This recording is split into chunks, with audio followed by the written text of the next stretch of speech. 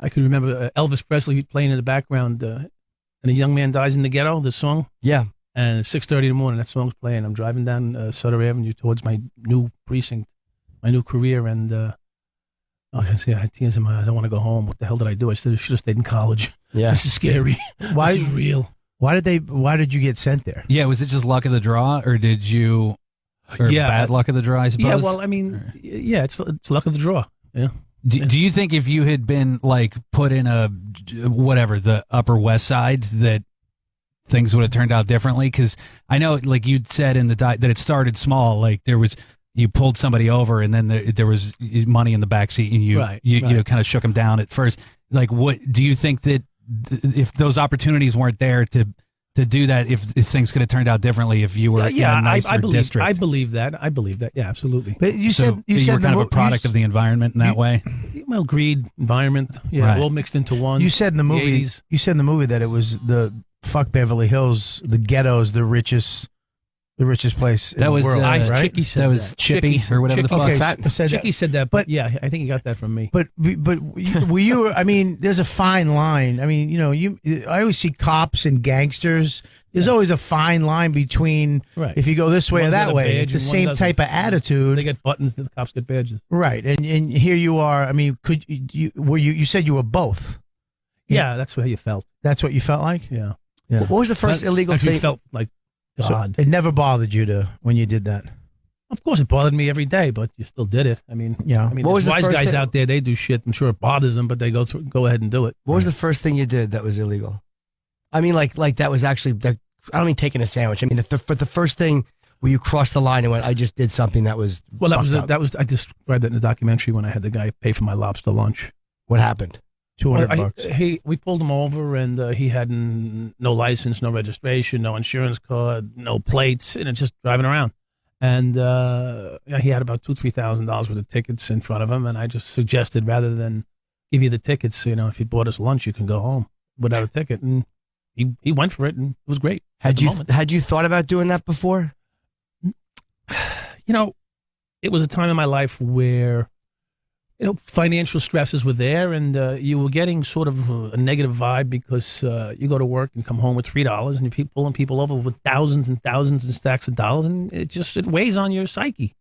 To have to give that money in to voucher it, or to, you know, I use the example, you got a 17-year-old kid with like 18,000 in cash and hundreds in his pocket, and you're broke and driving back and forth to work trying to fight crime. I mean, I don't think his mother gave him that 17 grand lodge. Right. So, you know, you just get, you know it's a crime unless his mother is an enormous cocaine addict. Right. Yeah. Or salesperson. Yes. Yeah. Or a great prostitute. Great. Well, God bless him, too. I'd like to meet that one. But anyway. What did you feel about a guy like Serpico? Like, you know, because that was, I guess, before your time. That was like 10 years before, right? Yeah, we hated him. You did? Yeah. You saw him as what? As a rat. And were there guys? But it's amazing. Like after cops hated him. That's, you know, anybody I knew. But then again, do you still hate him? Did you know people who knew him because it was only a decade later? I knew people that had worked with him, and they kind of their attitude was like, "What a fucking scumbag." Yes, absolutely. Really? Yeah. Huh. Do you still feel that way? Like you know, even though you went to jail for it, but when you look back at a guy like Serpico, do you still feel like that piece of shit he ratted on people? Yes, you do. Yeah. Yet he did the right thing. Yeah, that's what I'm saying. How do you reconcile that with knowing that he actually did care and because everything is time based, I guess. And today, you know, life is different. You're talking back in the 70s and 80s, and then in the early 90s, where both the street and the departments were different diametrics at the time. It was weird because cops. That one scene where they actually chased the cops, they pulled out guns from their trunks, the surveillance cops, and they like a movie. They were getting chased, and they had to call in and be like, "No, we're not chasing. They're chasing us." Right. I mean, it was a different time back then where they didn't fucking give a shit. Right. You know, listen, one of the things we used to say is when we went to work, we were just happy to go home that night, you know, and so there was a much more relaxed approach in supervision, and even the supervisors that were out there were more like they were more inclined to just be happy to go home themselves, and you know, as long as they didn't get in trouble for what you were doing, they were all good. It was all good, you know. Obviously, it went on for quite a while, so it wasn't like And it was known. It was like there's records in the department that I was on investigation for like 4, 5, 6 years. Who knows, 10 years? I don't know. Did anyone go to jail who shouldn't have gone to jail because of you? No. So there was no setting people up. No, I didn't play that game. There's no reason to. It was just kind of. I'm pushing people out of the car just so I can make it through the tour. I mean, people would knock on your window. I have a warrant. It's ridiculous. It seemed like in the movie you were kind of describing what you were doing as things that cops were doing, and there were people worse than you and better than you, but this was the culture a little bit. Whereas the other people in the movie were describing you as a kind of a maniac, like as one of the most corrupt people on the force. Were you surprised when you saw that? It was some surprise, but no. The reality is, you own what you did. So, do you think you were worse than most people at that time? Worse moneymaker? I was a moneymaker. I wasn't worse. I wasn't beating, killing people. I was out there working the street. It was my corner. That's how I looked at it. How did you feel about while you're doing it? Well, I lived a life of stress every day. I wasn't happy with it. It seemed like it just kept evolving into something more and more, and it got away from me at some point. But I just feel like though, like normal, like the average person couldn't kind of keep up that sort of double life for that long. That there has to be, and I don't. There's like almost like a sociopathic quality to the fact that you can't rectify. Like you're just getting away. Like you're just lying to everyone, right? And doing it like straight faced, like with murderers, like people who murder people, and you're pulling it off, right? Like, have you ever looked into that, like psychological? How did you have the ability? How the fuck are you able to pull that off? Right. You know what it is, and that doesn't go away, so you still have that quality. I really appreciate. I'm not calling you a sociopath per se. Well, let's just say I'm saying you have sociopathic qualities. Me and Jim are not doing that. He maybe, but me and Jim are definitely not doing that. I wouldn't have called you a sociopath in 1983. I'll tell you. Here's the question. Well, because I was 5 also, so I didn't understand. You didn't know the word at all. yet. So you would have called him the guy who gave you candy. Yeah, I would have. Actually, you would have loved me.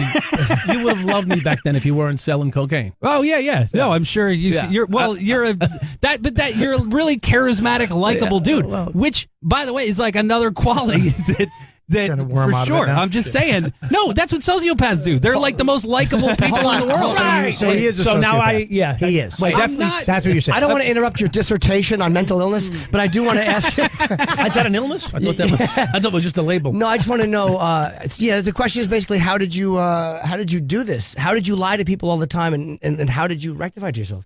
Well, it's just become funny. You were a drug addict and alcoholic. Yeah, too. that helped. I mean, you were doing coke. You were doing the drugs you were stealing. I was part of the whole fabric of the same society that I was protecting.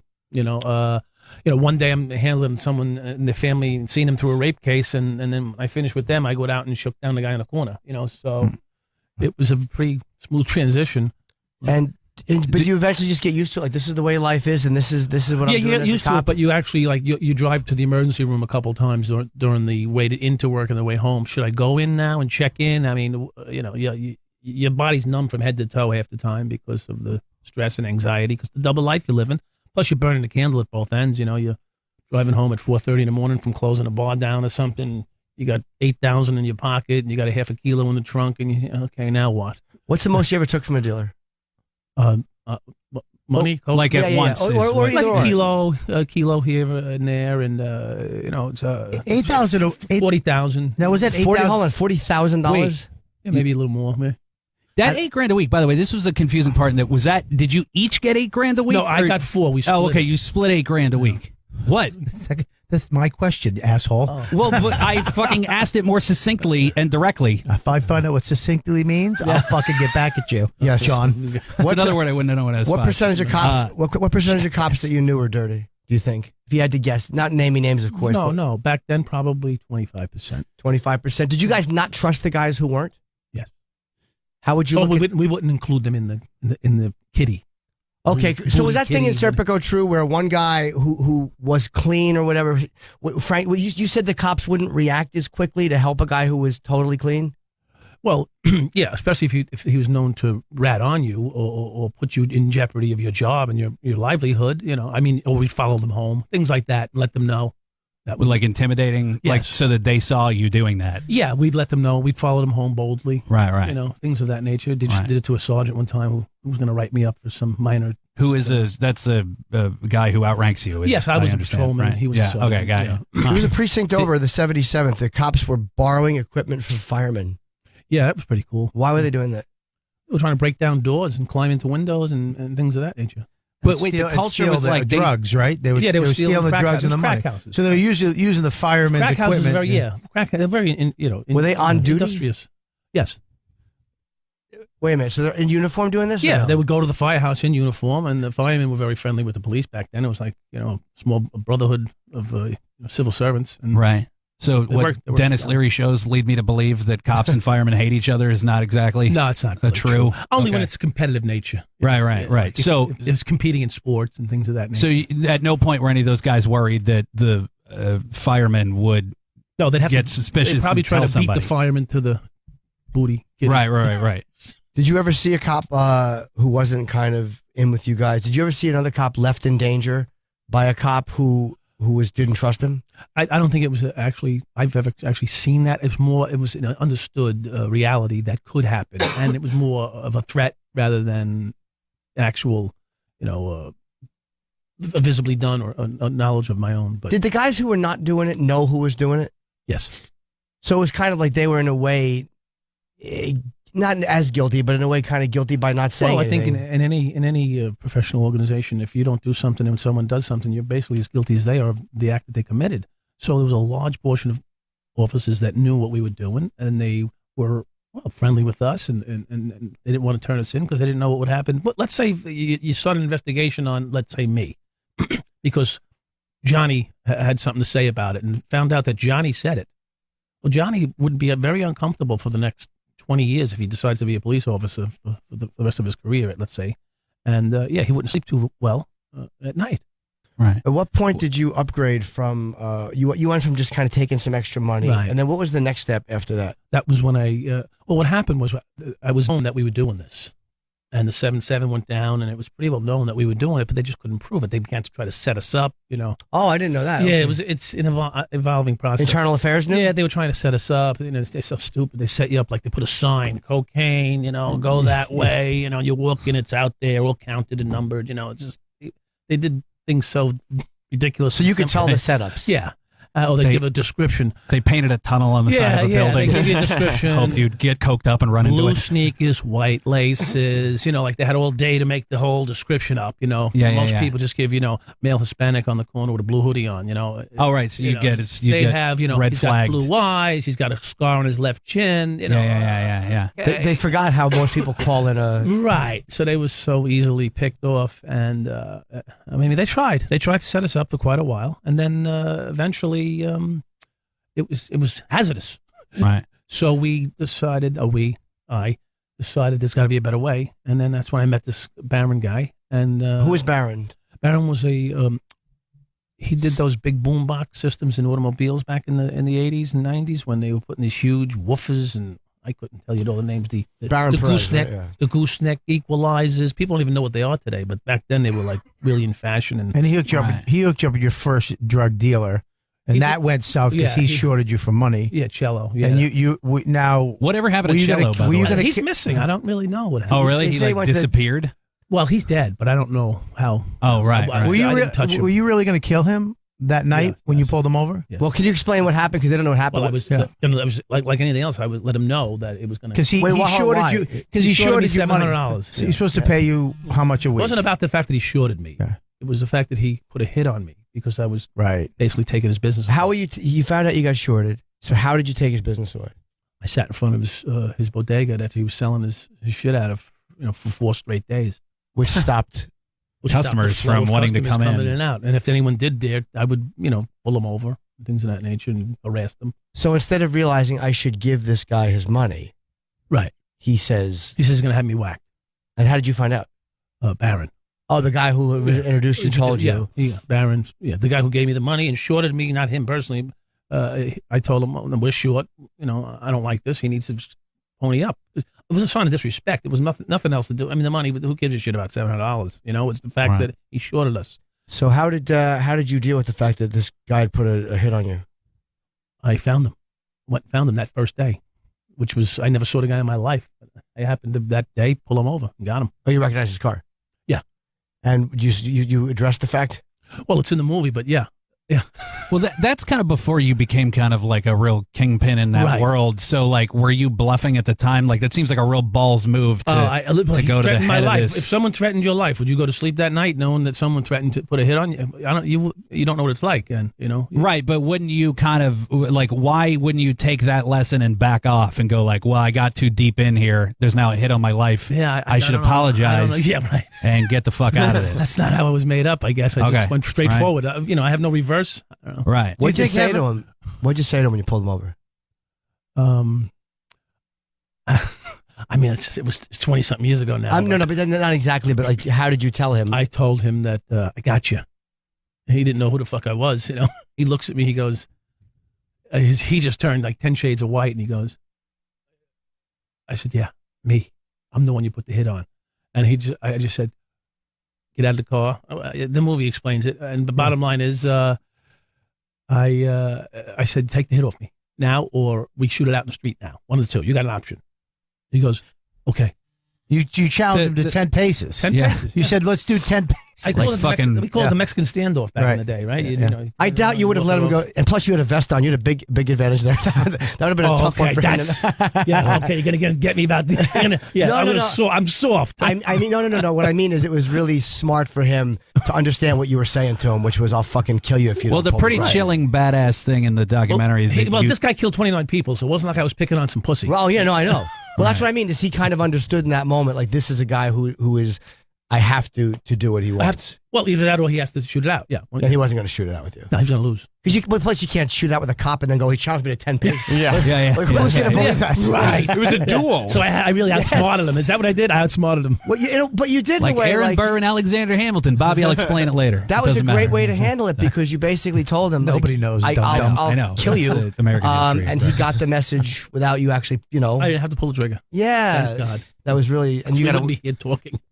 You got away from that guy after. I got a phone call from Barron, and he said, "I'll see you. I want to talk to you." I went to the shop, and that's when Barron introduced you to the next guy, who was actually bigger, way bigger than that guy. Right. And that's when your life changed. Yeah. Was he actually? He was like a higher up the chain. Yeah, he was a that Adam Diaz guy. Yeah. That's big, right? Huh. He got cello. He got tons of kilos delivered to him at a time. He's a real charismatic. Like, he was a real in the documentary. He's fascinating. He seems real likable. He is very likable. Are you still friends? And by the way, if you were friends with him, you do. We talked since the documentary. Really? Yeah. Are you friendly now that you're older and it's all kind of we're all over? 50 in our 50s now. Yeah. So yeah. Well, he lives in the Dominican Republic, right? Like, yes. he got extradited. Yes. He's not allowed back in the country. He's not allowed back. No. But like, do you have I've spoken to him from the Dominican Republic? Yeah. All right. What's What he about do your these old days? He's sitting on a beach where I want to be. What about your old partner? You talked to him? I've spoken to him just twice during this whole process. Really? Yeah. How was that? It was okay. Are you still mad? I get mad when I see the film more than I do about the past. Why do you get mad? Do you still feel betrayed? There's a lot more to it than that, but let's put it this way: he was retired from the police department when he set me up, and he was getting his pension. Right. People don't know that in the film. What is it? What is it? I wasn't working with him. He was not under any of my spell or my control at the point. You know. Right. Do you think it was spun a certain way by him to make it look like he just had to get out? What do you think? You think so? It's all good. See the film. No, well, the film, even this, like, the film is so good, and you're really honest in it. It's amazing to hear someone talk this honestly. What made you decide to be such a big part of the film now? I had no choice. How so? The director came to me, actually somehow found me, which was incredible how he found me, and then he said, "We're doing a Mullen Commission historical perspective, and we'd like to know if you want to be a part of it." And I said, "Well, fuck the Mullen Commission. I got some better stories than that." And then we got together, and he said, "You're right," and he went with the angle that I told him was very interesting. I mean, who remembered the Mullen Commission? Are you? So you wanted it more like your story to be told? Yeah, that was the point. yeah. In other words, if he was gonna tell the story about the Mullen Commission and my involvement, then I was gonna at least try to get him to understand that it wasn't really the Mullen Commission that's like impactful. It was the crew of guys and how we had the Mullen Commission created because of us. Isn't there a rule that like are you making money on this? Because isn't there some Son of rule? Sam law, but is it? There's no Son of Sam does not apply. But It does not apply to this? But I'm not really making much money on this. Does it not apply because you're out of jail, or how does that work? No, it doesn't apply because the victims.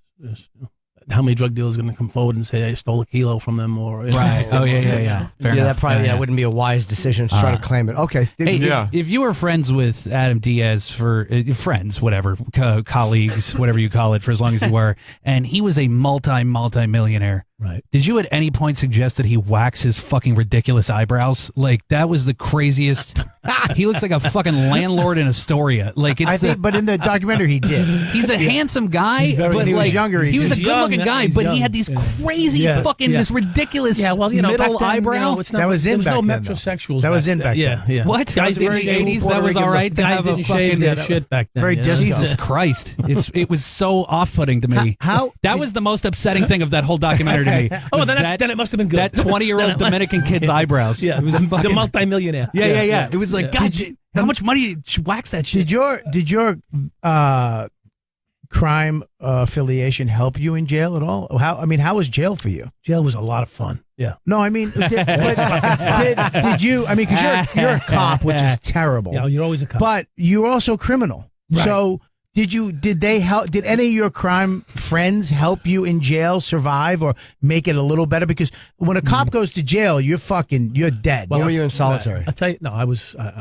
They put me in solitary for the first 9 months, and then I threatened to hang myself, and they didn't let me out. Oh, you asked to be out. Okay. Yeah. This is ridiculous. And they knew you were a cop in there. Yeah.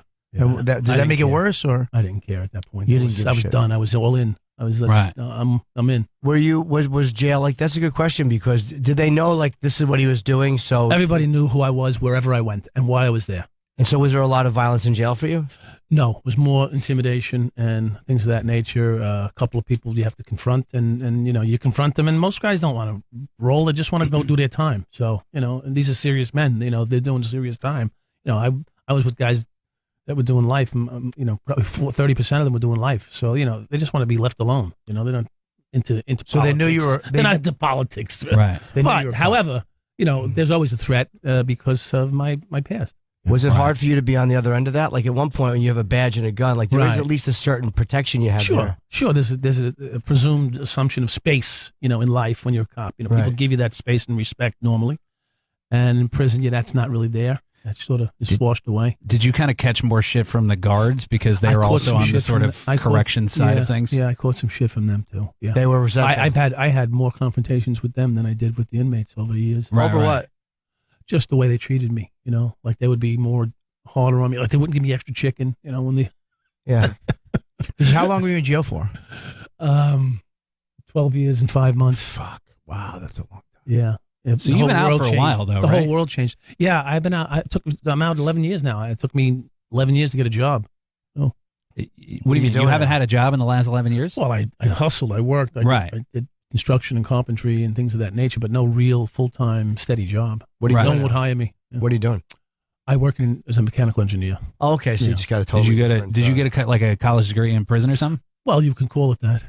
Oh, right. Yeah, I studied for 12 and a half years. Right. You guys were doing were taking all this money and then you started doing armed robbery. That blew me away when you guys as cops were doing armed robberies, like actually going in. Right. Why would you up the risk factor so high? It was mostly to put pressure on other drug dealers because of our quote unquote boss at the time, Adam, was we're trying to keep his business empire growing. So you would rob rival dealers? Yeah, we'd rob them, we'd shake them down, we'd put pressure on them, things like that, and then we did some side work too. Are you still? I know you're divorced, but are you still friends with your family or your wife? Yes. Yeah? And we get And did you along- get divorced we get because along you went well. to prison, or Yeah, did well, it she just- was afraid to divorce me prior. so she was scared of you? I mean, I don't think she was. I was scared of her. Yeah, She's a woman. yeah. Obviously, I think the rest of us here are sober and whatever and clean. Did that happen in prison as well? Did you get off everything? And I assume you obviously to can't get prison. off. Yeah. Yeah. I was clean and sober. Yeah. Right. Right. So, like, have you sort of embraced the Yeah, it was good. It was nice. It was a nice sobriety it was is like nice, a yeah. clear-headed. I actually ran the drug program in prison. Oh, really? Yeah, drug and alcohol program. Oh, cool. Are you still sober now that you're out? Yes. Oh, cool. Yeah. Okay, so it's got to be like close to, what, 15, 20 years? Yeah, well, 15, 20, 22. Oh, 22? Yeah. When you got arrested, was that the first time you ever had cuffs put on you? No. So No. really, How about in a non-sexual situation? Right. by another man? Yes. Yeah, that was the first time I was A fully functional man. Yeah. no less. I mean, that's not an accurate statement. I was arrested for an assault charge at like 20 or 21 years old or something like that. And it was dismissed. You know, I really didn't. I got beat up. So, Right. Oh, okay. Before you were a cop? yeah. I really, That doesn't I didn't keep really- you out of the police academy or whatever? If you have Almost. Oh, okay. But the charges were dismissed because I really, you know, it was a fight. Right. It was a fight. It wasn't like someone was attacking someone. Actually, I got attacked. Did you have any like cop role models as a kid? Like when you were growing up, was there like a local cop in your neighborhood or Don something? Johnson from the Miami Vice. Oh yeah. Okay. Right. Scarface. Did they take you to your precinct when you got arrested, or another precinct? It's funny, I got arrested in Williamsburg where the show was airing on Friday night. Okay. I wasn't no longer in East New York at the time. I was in the 94th precinct, and I was arrested I wasn't cuffed on duty, but I was basically still on the clock, I guess. And you knew it was coming. Well, when they put me in the car and I couldn't get rid of the coke, I'm like, because the windows were all, there's no handles and no door handles. I'm like, oh, fuck. Do cops treat you when they arrest you because you're all? Do they treat you a little bit better because you're a cop who's in trouble, or they treat you worse because they think you've betrayed what they want to do? Well, there's a lot of anger and resentment in there. I can, body language is, it was embarrassing to be arrested by them. Like, you're looking at them like, aren't we still family? Or friends? Like, you ain't one of me, boy. Like, Right. you know. Who were Franklin and Coke? They were local stick-up artists. And what did they do? Because you do talk about them in the What film. do they do? What did they do? They stick-up artists. No. I don't mean in general, but I mean in the movie. Like they're mentioned. Right, they're mentioned. Yeah, because that's a linchpin between me and Adam and his organization. And it's a there's a lot of things that are woven together in this documentary. Right. That in the book I'm putting together, it'll tell you all the details on it and then how the documentary makes sense, because it's. I had 10 years, 5 months as a police officer. So, eight of those I was probably involved doing something. So they there's stuck a lot. up this guy's business. They stuck up. They stuck up a much bigger drug dealer. Well, they stuck him up. Yeah. Yeah, they tried to rob Adam. Yeah, Or they they got did. him. They rob got him. Yeah. Yeah. For like what, 7? They got him twice, not once, twice. How much did they get for him? They got about $700,000 worth of shit that one time, and I actually saved about 40% of it, and then How'd you do that? because the cops showed up in the midst of this robbery, and I was one of them, and they went into a room and it was opened and abandoned, and I told them, no, that's not you. We don't have a warrant to go in there. The Right. fucking door swung wide open. There was bags of money and coke in there, so the cops, he's right. We don't have a warrant. They closed the door and we walked out. And some kid came up and said, Sergeant, officer, there's a shotgun in here. So the sergeant went in, and then he tossed the whole place and came up with bags of money and bags of coke and shit. So the stick-up guys got some, and then the police department ended up with the other half of it. Oh, okay. So he never got that back. And I didn't get it. I mean, Is it difficult to be kind of just in civilian life now, to go from having that much power as not only a cop but like a legitimate gangster that people know on the street, to now, to just be a dude now? Yeah. You know what? It's life. It's a progression. But do you find yourself like in moments, whether you're in an argument with somebody or whatever it is, you still have that cop in you, so Yeah. that never really goes away. Unfortunately, because and it's not always but you have so to nice. stop yourself now. Yeah, you have to stop because you don't have the backing of the badge. Yeah. It's like a superhero power. When you Yeah. get that badge and gun, you Yeah, feel a like little bit. A nobody little can bit. fuck with you. Nobody can touch you. Yeah, I mean, you don't feel as a physically superior individual, but you just have it's a shield. Yeah. You tell a story too. It's a moving moment in the documentary about a cop getting shot. He was an undercover guy, and when that happens, when a cop gets shot, you're on your way. You have a guy in the back seat who you're going to take down to the station. Right. Does that, when you hear that news, does that take you out of mentally out of any, like, criminal stuff that you're in and put you right back in cop mode? Yeah, well, yeah, you know what? You can do that from one block to the next, too, because that's how you live this complete dichotomy. From one end of the precinct, you're shaking down drug dealers. The other end, you're saving someone's life. It was a constant yin and yang thing going on. The answer is, it puts you right back in. I mean, it's hard to say this, but the things I did were horrific. I've had remorse over it for the last 20-something years, but the fact is it was very exciting, and it was a lot of fun, and it was eyebrow raising. It was. I can't believe I had like $2 million worth of life insurance when I was 30 years old, just because I knew what I was doing was like reckless. Yeah, what's that feeling when you walk in and you see a bag of money that you know you can take? It's really pretty cool. It is, right? Like, that's mine. Did you have just to got to figure out a way to get it? Did you have to get the cops? You didn't want the cops to see you taking it, because either you have to split it with them, or they might say, "Oh, that's wrong," and then you got to argue with them. I feel like this whole documentary is like the last 20 minutes of Goodfellas. You know what I mean? Like, it's just that. Did you have to give any money? Shit Did you have to give any of that money Yeah. back? Huh? Did you give any of the money? Did you have money when they arrested you? Right. You must have had a bunch of cash in the bank. Did you have to give that back? I had very little cash. I had 4 homes and a condo on the ocean. So but those things go away. They're just gone. They got everything. Everything's gone. Gone. Were you afraid of buying stuff like that? Like they were going to see No. it? He bought a red Corvette and drove it to the fucking Well, that's the precinct. point I'm making. Like, how weren't you nervous about doing that? How do you do that on a cop salary? Because I was an accounting major in college, and I figured out how to do it. You figured out how to make it Yes. look Right. But did you really figure it out, or you just thought you had figured it out? And it Well, was pretty. They were investigating me for 5-6 years, and they couldn't really do much. Were they aware of all the other properties and stuff? Yeah. Oh wow. Okay. So you knew how to balance it and make it look like you could just I eke looked, it out. yeah, right on the end. Yeah. Oh, okay. Except the vet really sort So of. do you think blew it up. you still exist in the police force? No, Why is that? Just a different time? it's a different time. That was the 80s. People were just happy to go home and be alive. Right. They weren't looking to turn cops in. They were looking to survive.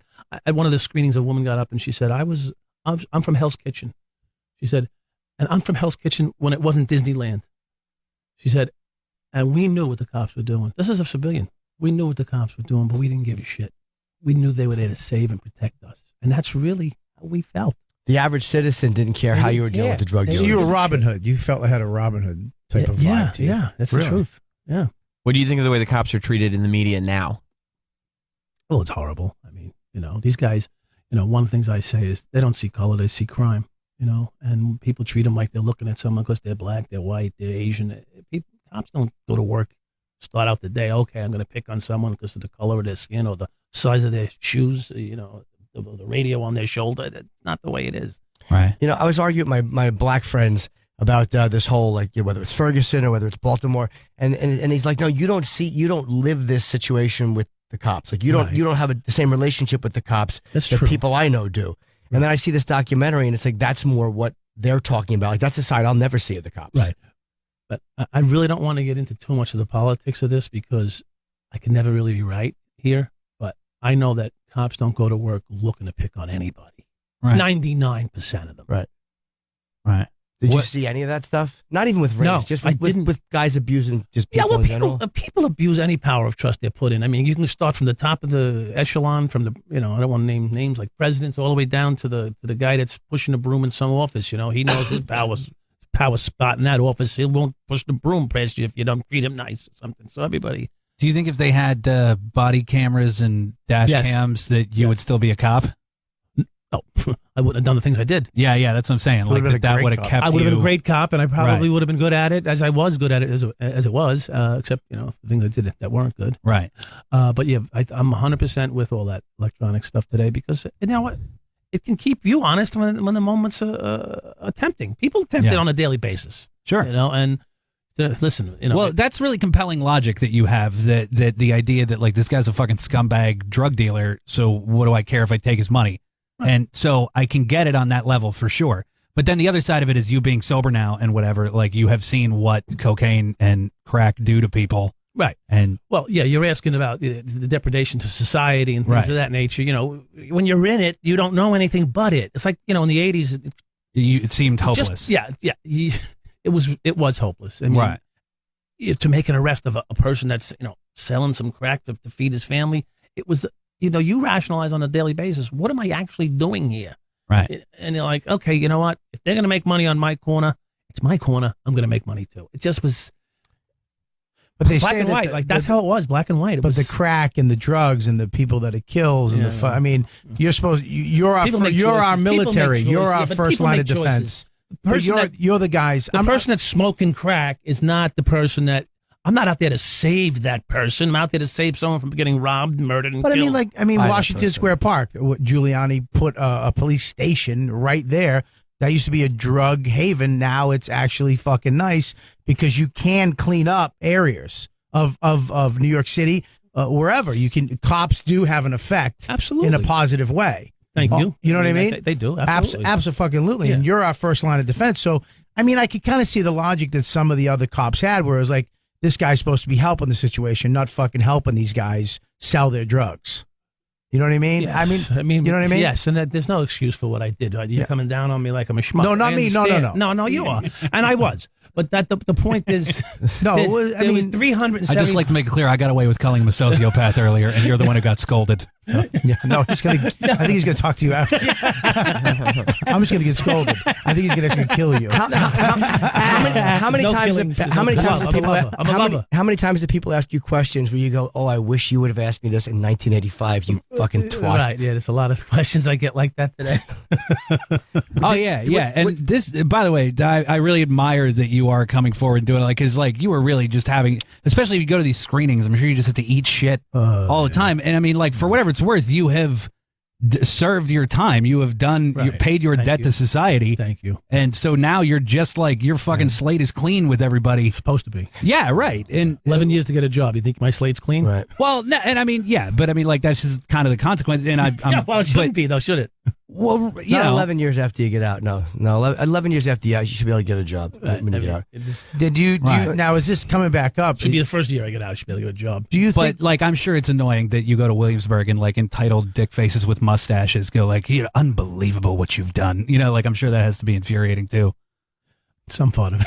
But now you're going back out and you're actually it took 11 years to go get a job. Everybody forgot. It's over. Nobody even know who you were. Right. Or that now it's like you're firing it back up now. Yeah, my mother's very happy about it. Is it people in your life and your family and yourself? Is it kind of fucking you a little bit? Because you created a whole new life. You're an engineer and and now is it? Well, I started this process long before I got a job. So it was sort of like my last shot at it, and I did talk to a few people in my family, and 50% were okay with it, and 50% weren't. And I said, "Well, who's paying my rent?" And no one raised their hand, so I said, "Okay, gotta go."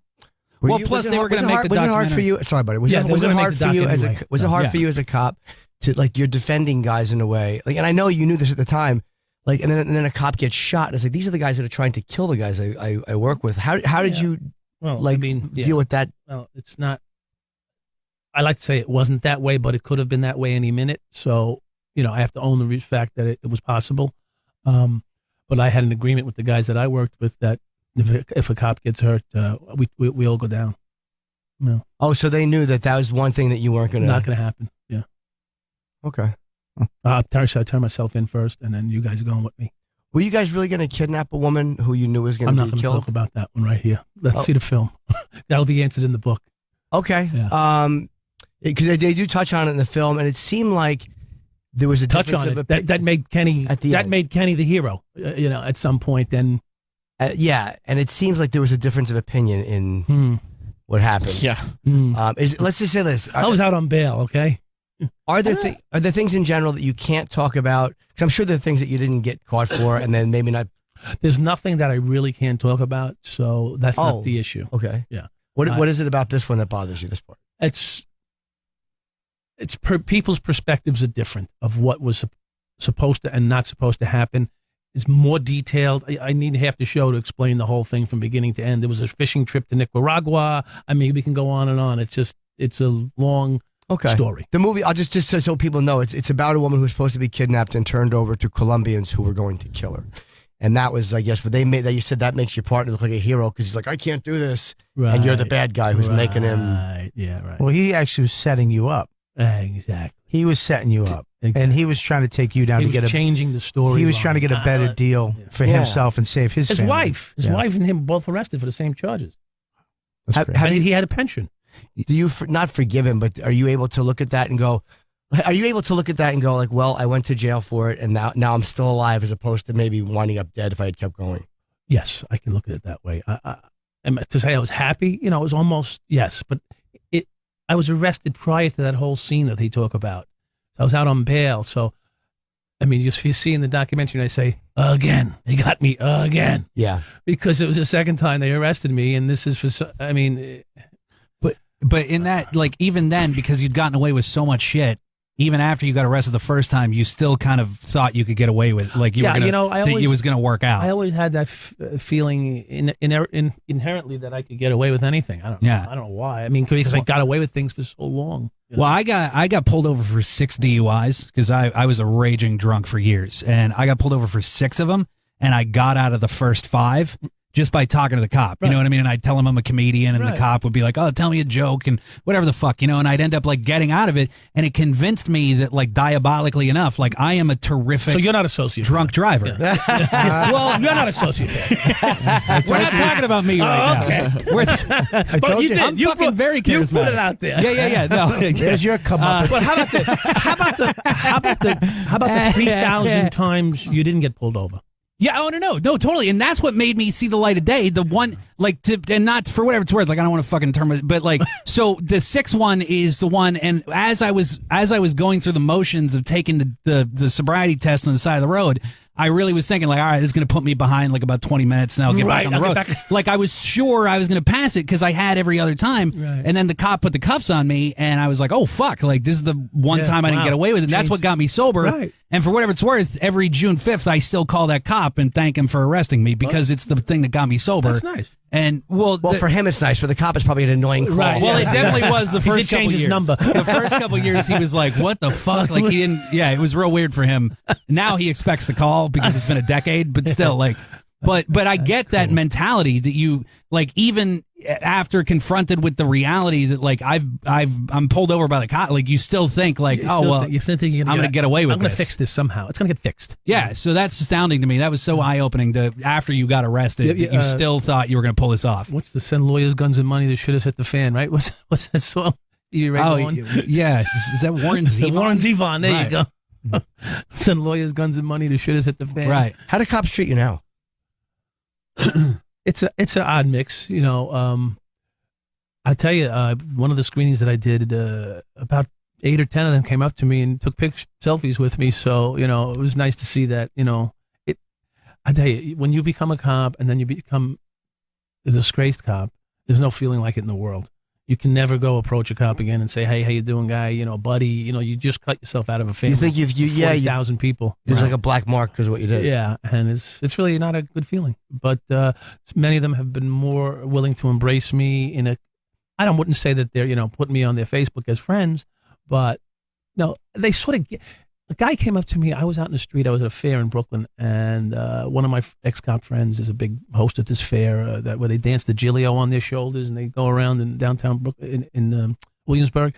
Anyway, and cops in like 8 or 10 years on the job came over to me, and they almost said like they idolized me. And I was like, whoa, dude, you're fucked up. You don't even say something like that.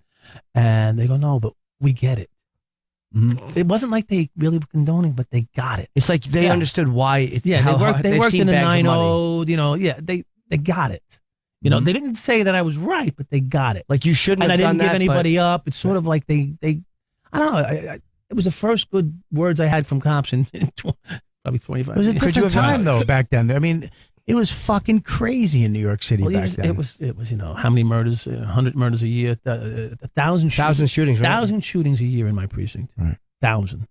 And I worked a 4 to 12 shift, so probably 600 of them happened when I was on duty, or right in about that time number a year. Right. I was there 5 years. So how many people? So you ask, am I a sociopath? What do you think? I feel bad. You're dead. Okay, next. Right. You didn't really have time to care like you might want someone to. Could you have knocked time off your sentence if you gave other guys up? I don't know that. Because they said that you gave nobody up. Right. That's neither here nor there. I don't think they wanted me bad, you know. Oh, you were the guy that wanted. Did your partner do time? Not a day. Not one day. Yeah. Not one fucking day. Right. Not one day. Yeah. Yeah, he did pretty good. He got a pension. Whatever he got to happened? bang his wife every night for 12 and a half years while I sat by myself most of the time in the cell. I don't know if you've been married, but they're probably not banging every night for 12 years. No. He probably safe to say had the that waned a bit. Yeah, you probably banged more than him. Right. Opportunities there. Well, theoretically, he could have. Opportunity. Yeah. We should plug the documentary again. It's amazing. It's so good. It was unbelievable. It's well done, and you will be there at the screenings or no? Yeah, there'll be two I'll be at on Saturday. One in Manhattan, and then at the 5:20 show, and then I'm going to greet people on the way in, and then go over to Williamsburg and close out that show with a question and answer sessions. There's going to be 2 question and answer sessions. I think a couple of the guys going to be there. Oh. I think Kenny's going to be at both. Wow. I think Walter's going to be at both. Walter's He's the the big guy. giant The dude. giant, yeah, he's a pisser. Yeah. Whatever happened to Breaking him neck, if and your neck Chippy? needs breaking. I Did love they? that. Did they have to go? Did they go down too? You know what? Their story is like they're intertwined with me because they worked with me and sort of for me. Yeah. But their downfall was actually prior to mine. Oh, really? Yeah. They went down before you did. Yeah. It's another And- story. Holy shit! It's in the book. You didn't see that as a big red flag. That Of course, I mean that's Of why. course he did. Of course I did. well, but I think it Crazy? stopped me, How but I does he said not? change Yeah, things. yeah. I changed the move. right. Walter lived with me for about a year and a half after he went down. Holy shit! Yeah. You got it. Oh yeah. Why was the Colombian living with you? They were in one of my houses. Oh, you had a okay. Yeah. So it wasn't with you. It was in just Yeah, one of your houses. They lived in one of my houses. right. Walter lived with me. Yeah. In fact, my wife said it's either me or him. I said, "Where do you want to go?" Really? Yeah. That definitely hurt the marriage, I'm sure. I wasn't worried about it at that time. I was worried about my ass. So I can't. It's awesome. I mean, it's so you're real honest in it. You don't, but you talk like, hey, this is what happened. Yeah, I own it. I own it. You absolutely own it. I'm not going to run away from something I did. I did it. I owned it. Did the time for it. I deserve to be able to speak about it. People might get mad about it. It is what it is. I did it, and I own it. And it it takes 12 place- years in jail. Yeah. It takes place in a time before all the hipsters took over. Yeah. Well, now I bet Same you go to East New mustaches, York, but it's for different different reasons. You go to East New York. East New York is You're like, what the hell is going on around here? I didn't know I was in. I thought I was. I drove right through it. I didn't know I was there.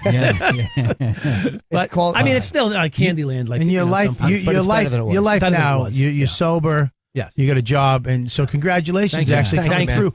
Not you, but all. I mean, Yeah, no, that's a huge accomplishment. to actually For real. get through all that shit and come out on the other side and have your life and sobriety and Yeah. maybe be able to help people and people could see this movie. And, Yeah, that's actually my good. goal. Yeah, that's my goal. Good Yeah. for you. This movie's you couldn't cast it better. You know what I mean? It's Like amazing. Like it's like every character in this documentary is like, oh my god, what a perfect guy to play that guy. Like, Amazing. Yeah. Are there going to be a I was movie? shocked by the- Is there Yeah. going to be a movie on this? I think Sony picked up. Who do you want to play you? Do you have any choice? Well, I've been asked that several times. I go down the list of between Wahlberg, Gosling, and All very Franco. handsome guys. Yeah, well, Obviously, we see Snipes. why. come on now. Snipes, If maybe. you see pictures of me when I was 20-something, I was cute. I hope they get. Wouldn't it suck if it was I'm Jonah 54 Hill? now. I'm busted up. What are you going to do? Yeah, you were like an 8.5 when you were young. Not bad. Not at all bad, man. Johnny Depp can play the Puerto Rican drug dealer. There Which- you go. Yeah, what's his name? Yeah, Adam. Yeah. Adam. Yeah, he's a kind Yeah, of a the John unibrow. Leguizamo type, maybe. You just put slap a caterpillar on Jen Leguizamo's head. The 7.5. It's in select theaters tomorrow, and it's available on video on demand Saturday. We're not over talking it. It's fucking great. Great. It's the 75movie.com. All words, no numbers. 75movie on Twitter. And Michael Dowd, thank you. You were really great and honest. And Yeah, don't forget, I do have a book that's going to fill all the holes because this documentary will raise more questions than the answers it gives. It's come really- back when you have a book. It'll be great to thank talk you, again. Thank you. I appreciate it. Really good. Nice. Thanks for having Nice me, to meet guys. you, I man. appreciate it. Thanks. All right, we'll be right back to wrap up. More with Opie and Jim after this.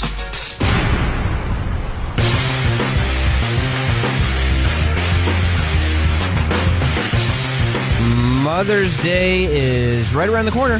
Who in your life would win the world's best mom award? It's a good problem to have when it's a tie. Appreciating all your moms this Mother's Day doesn't have to be stressful. Pro Flowers is offering listeners 100 blooms with a free glass vase for just $19.99. Or make their day extra special. Upgrade to a premium vase and add chocolates for just $9.99 more. Go to proflowers.com today and use the promo code OPIE. Proflowers.com makes buying a beautiful gift for all moms simple and quick. All you need for Mother's Day, all in one place, all at one time. Pro Flowers are guaranteed to be fresh and beautiful for at least 7 days. You choose the delivery date you want, and it's guaranteed. This is the only way to get 100 blooms plus a free glass vase for $19.99, or upgrade to a premium vase and add chocolates for just $9.99 more. Call 800-PROFLOWERS or go to proflowers.com. Click on the blue microphone in the top right corner and type in Opie. That's proflowers.com. Click on the microphone and type in Opie. Order now. This offer expires Friday at midnight.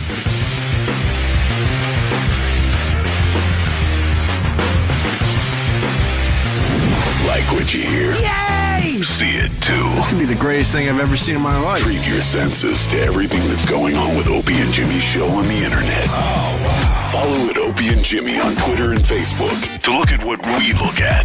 That's Opie and Jimmy on Facebook. That's right, Facebook. Book in the face? What did it do wrong? And Opie and Jimmy on Twitter. When we do these visual things, you can go there to kind of check out what we're looking at. Opie, Jim Norton on Twitter and Facebook. You might want to write that down. I'm Winston. I'm Marcus. Ted. And I'm Ben, and we're Mumford & Sons. Mumford & Sons Radio, an exclusive personal introduction to their long-awaited third album, Wilder Mind. Songs from artists they love. This next song I actually discovered on SiriusXM. Archival performances from their visits to SiriusXM, and an intimate, private SiriusXM performance from the Heat at the McKittrick Hotel in New York City, live this Saturday night. Mumford & Sons Radio. All this week on the Spectrum Channel 28. Did you know that FanDuel has more players and pays out more money than all the other daily fantasy sports sites combined? Yup, FanDuel is without doubt the leader in one-day fantasy baseball. And FanDuel is paying out up to $2.5 million every single day this baseball season. That's more than any other fantasy baseball site in the world. If you're into fantasy baseball and you haven't tried FanDuel yet, you're missing out on the hottest thing in fantasy sports. You play in one-day fantasy baseball leagues for real money with immediate cash payouts. And there's no season-long commitment, so you only play when you want. A 28-year-old named Eric Hafner turned a $125 deposit into over $62,000. Damn! And he's not alone. Over 1 million players have already won money playing fantasy sports at FanDuel.com. Plus, right now, FanDuel is giving you a bonus of up to $200 that gets earned as you play. For every dollar you deposit, FanDuel will match it up to $200. The only way to get this one-time bonus offer is to go to FanDuel.com, click the microphone in the upper right corner, and enter the promo code 5555. That's FANDUEL.com, promo code 5555. Be honest. Will owning a bigger TV help you get ahead in life? Will another pair of shoes make you a better person? Probably not. But what if you could speak another language? If that appeals to you, Rosetta Stone is letting everyone who calls try an absolutely free demo of its powerful language learning software. Do you want more stuff or a language that will last a lifetime? For your free Rosetta Stone demo, call 1-800-918-8737. 1-800-918-8737. 1-800-918-8737. Mother's Day this weekend. I'm chewing apple, sorry. Not sure how to put your thanks into words. Swizzles speak louder than words. Freshly dipped strawberries, decorative swizzles. Sharry's Berries is offering giant freshly dipped strawberries, and they're delicious. Starting at just $19.99.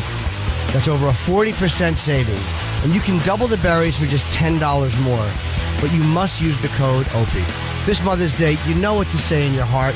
Here's how you say it out loud. You can't just think, I love you, Mom, because she doesn't hear that. Don't just call her and say, I love you. That's nice, but then she knows you're just being cheap and trying to get by on emotions. You got to show her how much you love her with a gift from Sharry's Berries. Berries dipped in white milk and dark chocolate goodness and topped with chocolate chips. What's that? Nuts and decorative swizzle. You can choose from berries, cake truffles, brownie pops, pretzels, and more. Get this amazing deal, freshly dipped strawberries starting at $19.99. That's over a 40% savings. That is amazing. This offer is for listeners only when you use the code OPIE, O-P-I-E, 866-FRUIT-02. Those are spelled out, F-R-U-I-T 0 and the number 2. That's 866-FRUIT-ZERO, number 2. or go to berries.com. That's BERRIES.com. You click on the microphone in the top right corner and type in Opie. That will help you get this discount, and that's berries.com. Click on the microphone and enter code Opie. This Mother's Day, the deal expires this Saturday at noon, so order now. Don't forget, because you're going to feel like you suck if you forget, and you'll be right.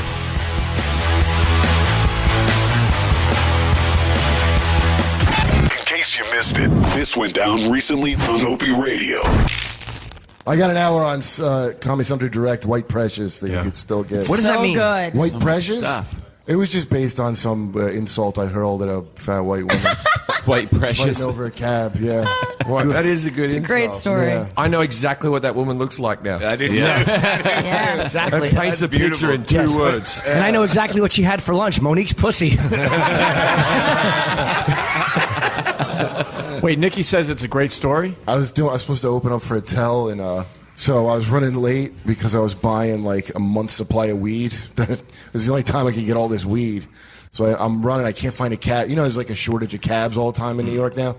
I finally see one cab, and there's this big fat. There's the White Precious getting the cab, but I didn't call her that. You know, I just went up to him like, "Excuse me, miss, you think we could share this cab? Like, I'm really late for something. I'm desperate, and I'll pay for your ride wherever you're going." And then she goes like this, "Oh my God, get away from me! Get the fuck away! Help me!" So you're saying she reacted properly. She acted like if you were being sexually assaulted in broad daylight, how you would yell. Yeah, and I didn't call her White Precious that. Like, first thing I did was check to see if my dick was out. You know, maybe that's why people are yelling. And, so then I was in my pants, I go, "Shut up, White Precious. Nobody's coming at you in a sexual way. What am I, your dad?" Nice. And she goes, "If you don't stop harassing me, I'm going to call the police." Jesus. And I got real. I'm like, "Call a cop right now. Like, I'll wait. Call a cop. I just want to see his face. You tell him that I attempted to scale and rape you. I want a cop to write that. I got to call him fucking right now." So she did call the cops. And then her description of me, because I don't know if you ever like hear yourself getting described to the police by somebody. Yeah. She goes, "He has very strange eyebrows and nostrils." And she goes, "He has a blue gym bag." And then that's when I remembered I had all this fucking weed. Fuck. Oh, yeah. So I'm yelling at her. I'm like, "Yeah, you fat bitch." "Oh God." And I just ran into traffic and hit Dwayne Reed. For 20 minutes, yeah. Listen to Opie and Jimmy every morning here on Opie Radio. We're back. With Opie and Jim.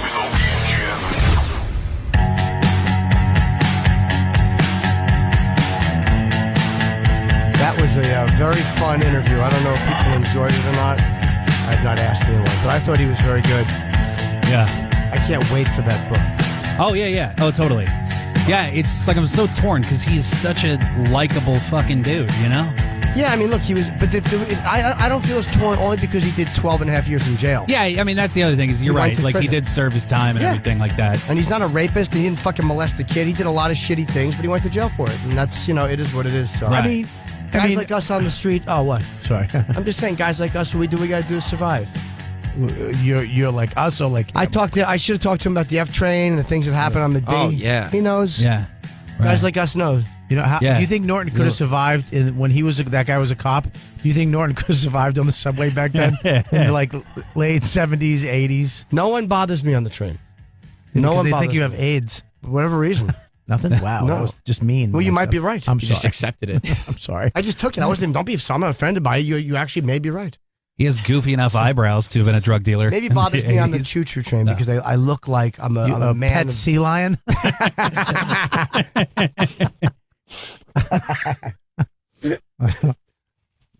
Well, I think that guy was. I agree with Jim. I'm not torn because he did his time. No, your pants are.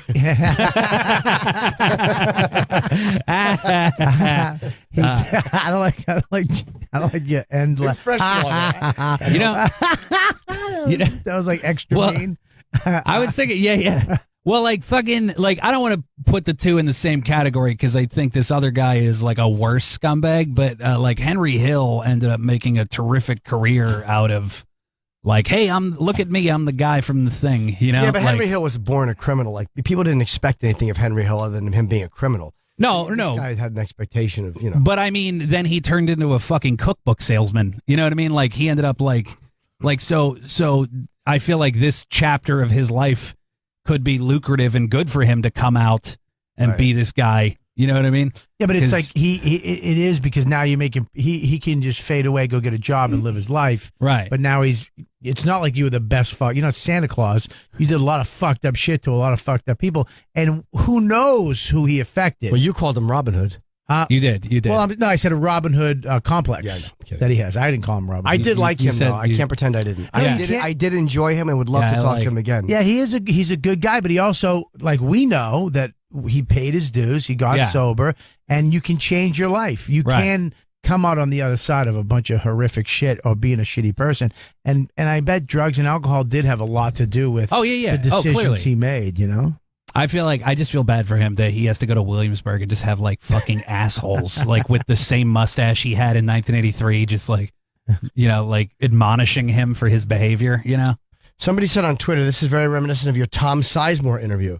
But why? That was an uncomfortable moment. We didn't feel uncomfortable with him at all.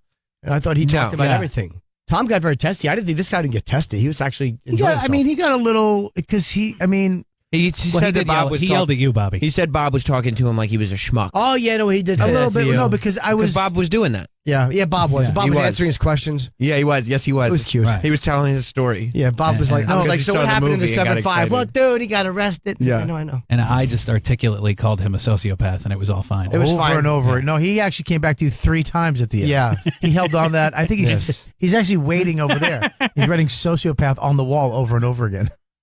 I just think that, I think he was a good guy, but whatever.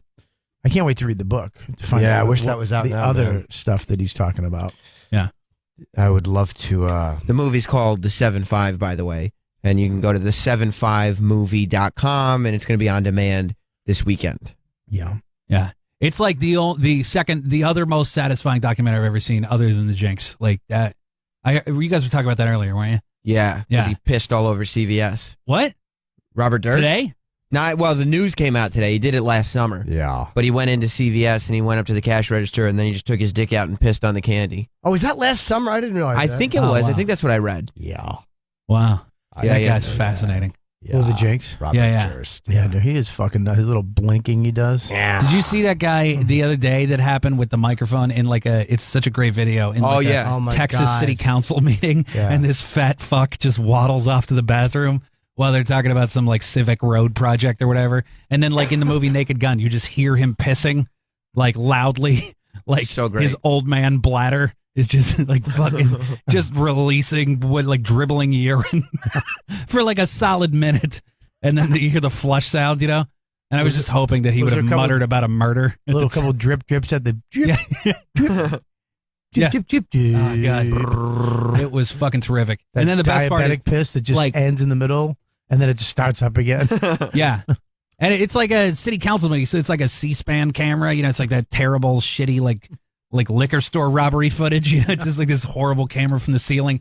And then the best part is he comes back and like one of the other fat city council guys is like lean over and go like, "We all had you pissing." Like it was fucking brilliant. Because he walked back into the room and everybody's laughing. Yeah, And yeah, it's yeah, one of those yeah. classic. Yeah. What's everybody laughing at? What I miss, guys? Yeah, What I like miss? nothing funny has ever happened at that city council meeting. So Yeah. like, no one's ever, and like everybody's cracking up. Oh, shit. Like going back to that guy, it's hard not to like him because he did protect.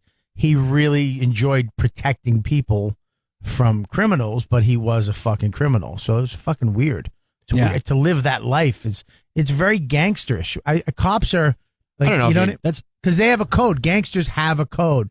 There's certain things they won't do. There's certain things they will do. Cops, to be a cop, I mean, that's power to have that badge and gun. And Yeah, but there's a difference between enjoying protecting people and enjoying the power of protecting people. I don't think he was necessarily did it because he enjoyed protecting people. I don't think he didn't come off as selfless. Yeah. No, that's what by I'm any saying. stretch. I'm saying that he did. He enjoyed being a cop. He enjoyed helping people. I don't think he was doing it because he enjoyed helping. You think that he didn't like being a cop at all? No, I think he liked being a cop, but not because he was helping But because the badge was powerful and not necessarily because I think there's power. I'm really I think saving because- this neighborhood. I think the original reason why a guy becomes a cop is to help people, to Yeah, but he save the said in neighborhood. the- So I think that I don't think he that said dies. that's not why he didn't. He said in the movie that he became a cop because he had nothing else to do. Yeah. No, wait, no, that was the other guy. That's the other guy. This wasn't guy him. actually said That was here Kenny. in this interview that he liked being a cop.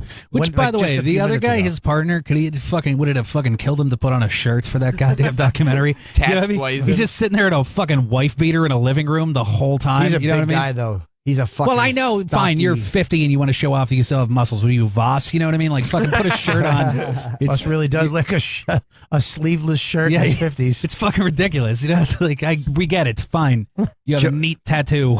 I had a guy on the fucking Twitter and again to tell me, "What the fuck? I cannot listen to you get publicity to a piece of garbage like this on the radio." Like, what do you want us to do, dude? Like, he went to prison for 12 years, and there's a documentary. The documentary is what we're promoting, not him. but and like- the documentary is fucking amazing. Like, people get interviewed. They interview serial killers in jail, and I know he'll go, "I don't like that either." Like, what the fuck do you want us to do? Like, I'm sure there's more people that feel that way, but come on. Yeah, you're allowed to have people in that you don't agree with. They're fascinating stories. The guy went to jail. Yeah. What the fuck do you want? He did 11 years. 12 and a half. 12 and a half years. 12.5. And he's been out for 11 years. Okay, so Yeah. it's over. You can't. Yeah, you're right. He's almost been out of jail as long as he was in jail. It's at this fucking point. over. Yeah. I mean, what the heck? Whoa, whoa, whoa, whoa, Jim! I didn't know you were gonna get upset. Heck? I'm just saying. What are you looking at, York? Just checking out his phone. No, that's fine. Sandwich we all check menu? our phones. Oh, what are you Wait. saying? Why, Bob? What are you saying? Careful. Because I do Look at, that. his, look at how hurt his eyebrows look. He's not hurt. Is he? Oh, Squeeze my his, God. Squeeze his belly. Oh, he's got that look on his face like a mouse just walked in the room. Oh, Oh, one did.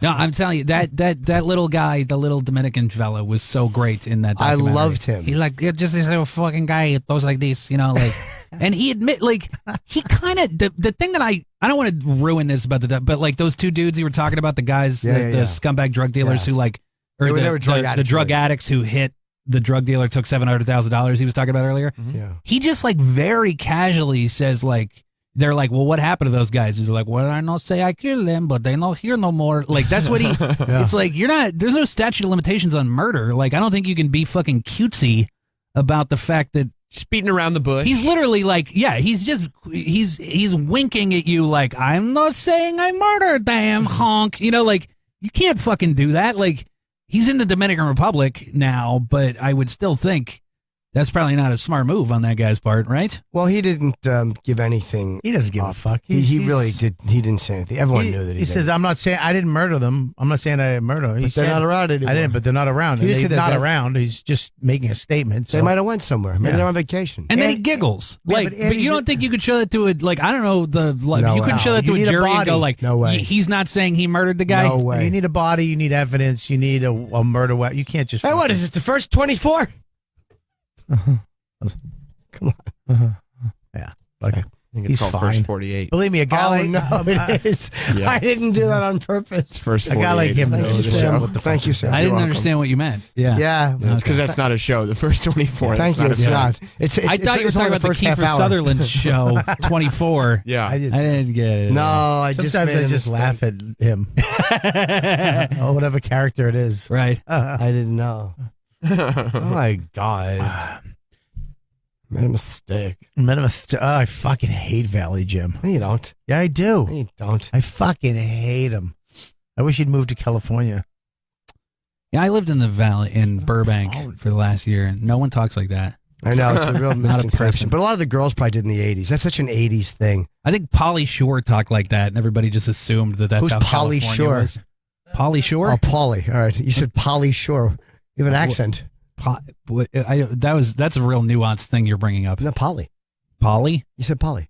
Pauly. P-O-L-L-Y. Jim's good at nuances. What the Exactly. I That's sold my old ones. Get it? I got Of it. course, the new is the first syllable.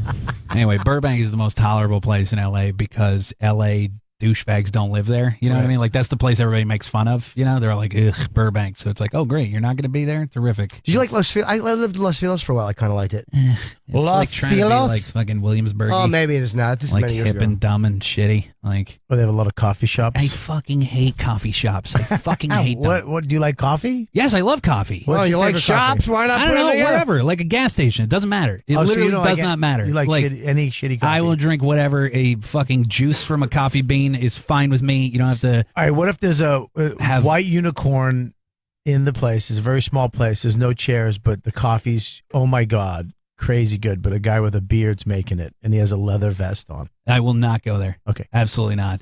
I don't fucking want to support local artists. You don't? in some dumb cafe. Yeah. You like the ones where they have the art hanging on the wall for sale? That makes my skin crawl. I don't mind those because the mom and pop. But sometimes the mom and pop places get driven out of business because they suck and they're overpriced. Right. Sometimes their coffee is good though. Like, I kind of like those places, but I think they're overrated too. Just like the snobbery about it. Like fucking Starbucks is paying for their employees to go to college. That's fucking cool. So Are I'll they? go there because of that. That's neato. I think that's fine. But I'm just as fine going to a gas station. I just like, I don't know. It's just like so good. I don't know. It's specifically LA too. It's like, you just know everyone in this place is going to fail. You know, they all have a fucking headshot. So I feel about this room. What do you mean going to? Yeah. No one's pretending What otherwise. The fuck. God. I can't do the show with this many other people. Because there's There's no rhyme or reason. There's no fluidity to any of You it. can't even have a conversation. You Sure you never can. know when they're going to come up. What you talking about? I just doing my new laugh. It's a big hit. What No, is it's it? not. You heard it. Not a I don't big need to hit it. You just Nobody likes to laugh. Everyone likes the laugh. Although the new smile was a big hit on Periscope yesterday. The smile's fantastic. I saw the smile. Of course you did. I debuted it. Right. It was like an exclusive. Yeah. Everybody loved It was liked by 844 people on Instagram. I saw that. Yeah. 844 single men. Jimmy! It's not true. That's very true. It's a pack of lies. Your fan base is fucking me. You're right. 844. All right. What do you mean? What was that? Let's talk about Air Canada. What was that? What's wrong with Air Canada, Jimbos? Some chick got in trouble for fucking on Air Canada. Really? You know, that fucking Canada, that fucking country, they don't compete. They're two airlines. It's this giant shitty monopoly. They only have two fucking airlines. What's Air Canada and what? WestJet are their only two airlines. And these motherfuckers will charge the same price. They racket it. They both agree we're going to charge $800 for this flight. Like you can't, there's no competition. Like you can't fucking get a flight cheaper from either of those shitty airlines. Yeah, it's My fiance's Canadian. I have a lot of fucking. well, I don't like Air Canada Opinions either. I've about had those bad people. experiences with them. I've never had really. The only thing is they serve better food, like than a lot of the other airlines. It's almost like because it's borderline socialism. They take care of the people a little bit better on the plane. And they're the first ones to have actually the movies and the technology. Every seat has, I mean, you can watch up. Every seat has the video. I haven't flown far on Air Canada. I've only gone to Montreal. Yeah, I've been all over. I went from one side to the other, and every plane. It's has actually pronounced Polly. Come on. But you did say Polly. It was cute. Yeah, thanks. I liked it. So I do like Air Canada, but I hear what you're saying. It just bugs the shit out of me that they just take in the ass from the airlines all the time, you know? Yeah. And they're just, Canadians have like a real like, yeah, what am I going to do? Complain? You know what I mean? Like that's their whole kind of attitude. I say that a lot too. I say, and this always gets a laugh. I say, I'd complain, but who'll listen? Oh, sorry. I like that. Oh, I was working on my new laugh. Yes, He's right though. It always gets a laugh. It's apparently. nice. I'd complain, but who'd listen? People are like, yeah, I hear you. Yeah. Doesn't count as always getting a laugh if you're the one laughing at your own thing. Does count. Do you ever think of doing a character where you just read those like knitted signs that Amish people make? You know, like home is where the heart is. Do you ever think of like those are just as sort of saccharine and shitty? I don't know if I would do it as a character. I think each character would read them and enjoy them, and it would mean different things. I don't know what those signs are. You know what I'm talking about, right? Like they're like in country stores, you know. I went to a massage it's like therapist one time in L.A. And she jerked you off? No, this is where the story takes a turn. All right. And there was a sign on the wall. It was like one of those knitted signs, and it said, "May you be in heaven a half hour before the devil knows you're dead." Yeah. And that's how I knew she is not jerking me off. It was in her bathroom. And she didn't jerk you off. No, Okay. but no woman who's going to yank cum out of you has that hanging in her bathroom. Right. No woman you- who's going to jerk you off looks at that while she's shitting every day. Did you jizz on the sign just to make a point? I did not. It was already cold in there, so my dick was like a twisted turnip root. It was like a Terrence Howard cock. Yeah. Like a throbbing Terrence Howard cock. Isn't that the worst feeling in the world when you know they're not going to jerk you off? The worst, and I mean with any woman, that's the worst feeling in the world. Even when you kiss your grandmother and you know she's not going to make you come on her charm bracelet. So when you get a massage, there's always that, maybe this will happen. And then he says no, right? I hate when they cover up your leg. When they mummy wrap you? They mummy wrap you. It's like, you're definitely not fucking grazing my asshole or nuts now. So there's no, like, you guys don't, that's what's interesting, because I've never done that before. You've never been to a massage parlor? No, one time in my life, like I've turned them down, like even like legitimate spas. Like I don't like people fucking groping. They're nice. all over Legit me. spa rules. I know, and it's not my Right, thing. Sam? But No. one time, my neck was real fucked. And like what somebody told me, I slept on it wrong, Jimmy. I thought I gave myself neck cancer. It's why I quit smoking. Actually, it's a dumb. But I really was like, I think I have a tumor on my spinal cord, which is a dumb thing to think, but that's what got me to quit. Anyway, so I was so fucked that somebody was like, yeah, I go to his Thai massage. And then like the lady just jumped on my back for a half hour and it somehow helped. But I thought you guys had a system in place. Like you guys know which ones are the ones you go to. No, you just raise your ass up at the end of the massage and spread Seriously? your asshole open and go right here. So you're just hoping all the time? No. You know. Like you do know. There are places you know. And Yeah. obviously you're not going to say which ones they are. But like. You can tell by, but you know what? Even the legit Chinese places now, like the one by the cellar, where like there'll be like some English woman next to you, a tourist getting a massage. Even those places will, kind of graze a little bit. I never had anything there. All you have to do is go in and go, I want a 3-hour massage, just legs. And then they just jerk you off right away. And then 3 hours, just legs. And then just you have to sit there for another 2 hours and 58 mintes? No. You just got to give them the fucking $90. Okay, there you go. Just leave right? after 8 minutes. Oh, just okay. legs. This is what Right. Stephen Hawking gets. I heard this story for third hand or whatever, but a friend of a friend was like a legitimate masseuse or something. Yeah. Like a legit one. She's like this lady, and some Japanese business dude came in and wanted her to jerk him off or whatever, and like she wasn't gonna do it. And it's just my favorite thing to say in a Japanese accent because of what he said. And she was like this pretty blonde chick or whatever, and he goes, she's like massaging or whatever, and he goes, "Rub my nipu," and she's like, "I'm not gonna." And he goes, "Rub my nipu." She's like, "I'm not going to do that." And he went back and forth, and then finally gets fed up, and he goes, "Brondi, rub my nipu." And it's just like nipu is such a perfect word to say in a Japanese accent. You know what I mean? Because nipu, you don't even say the word. You just got to drop the ball on the end of the word. Nipu. Or you could say it that. really tickles me. Brondi, rub my nipu. Or you could say that like you're from a part of California. How? Too. Like, oh my God, I'm not rubbing your nipple. It's grody. Oh, God. Why would you? No one talks like that. No one talks Except like that. Pretty sure. Just pretty sure. Rub my nipple, pretty sure. Have you ever gotten a regular massage person? Nope. So like there are times where like you really want to get whacked off by a sad immigrant. I haven't done it in a long time. Haven't done it. No. All right. I understand. Yeah. You got a wife and a baby or whatever, but. Yeah. But at the time, there were times where you would go and you would really want a sad immigrant to jerk your dick. You were sad. And it Her mood wouldn't didn't happen. matter. Well, you're making it. You're Because actually you're making- guessing. Yeah, but you're guessing because you've never been. Right, But- so you're just hoping that this will be one of the places. I used to go back in the day in New York. It was actually regular chicks. It wasn't just like sad. It was just some girl before the internet. Like girls who didn't want to, fuck or walk the streets would do massage parlors. It was Yeah. remember those? And you'd go in, it'd be just some blonde chick, a black chick, a Puerto Rican chick, or whatever. But then, with the internet now they can just go. You can go to their house, so they can do in-call, out-call stuff. But then the massage places, actually, some of them in New York are actually. There's a lot of business guys. You go in, there's steam rooms, saunas, You get a locker, and it's kind of like you go in, you get a really good massage for like 45 minutes. I mean, a real massage, and at the end, they just roll you over and crank one out real quick, and you're done. And then they finish the massage off, and it's like an hour of holy shit with 2 seconds of, and then you're done. You know, Well, and but it's.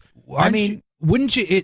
To me, the threat of the mortification of like suggesting that someone touch my dick and be wrong, like that they're like, no, That's it's half really the not. fun, Jesse. Yeah. Is it really? Is that part of the culture? Is that what makes yeah, it? you got to tell, explain to them you're not a cop.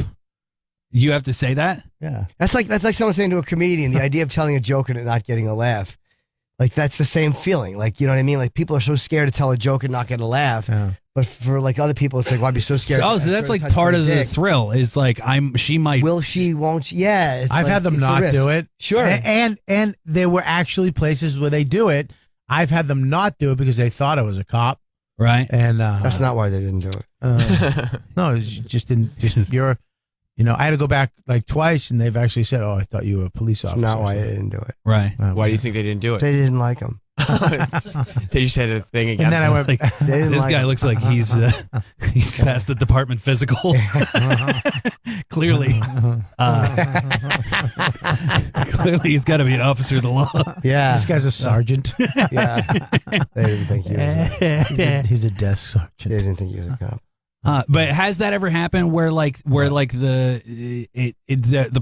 girl has been horrified at the suggestion? I had a girl who was supposed to give a prostate massage that was in the 125, like in the, massage, prostate massage, and hand release, whatever. And she saw me and saw that and just said, "Nah, I don't want to do this," and just left. How does it feel that you sent a prostitute back to college? I feel bad and good about it. We got to wrap up. I guess let's get to the plugs. Yes. Plug it. Jesse, what do you got coming up? I'm at the Dead Crow in Wilmington, North Carolina this weekend. And then the first week of June, in the Comedy Mix in Vancouver. Okay. Bobby? Club. Yeah. Bobo? Sam, do my plugs.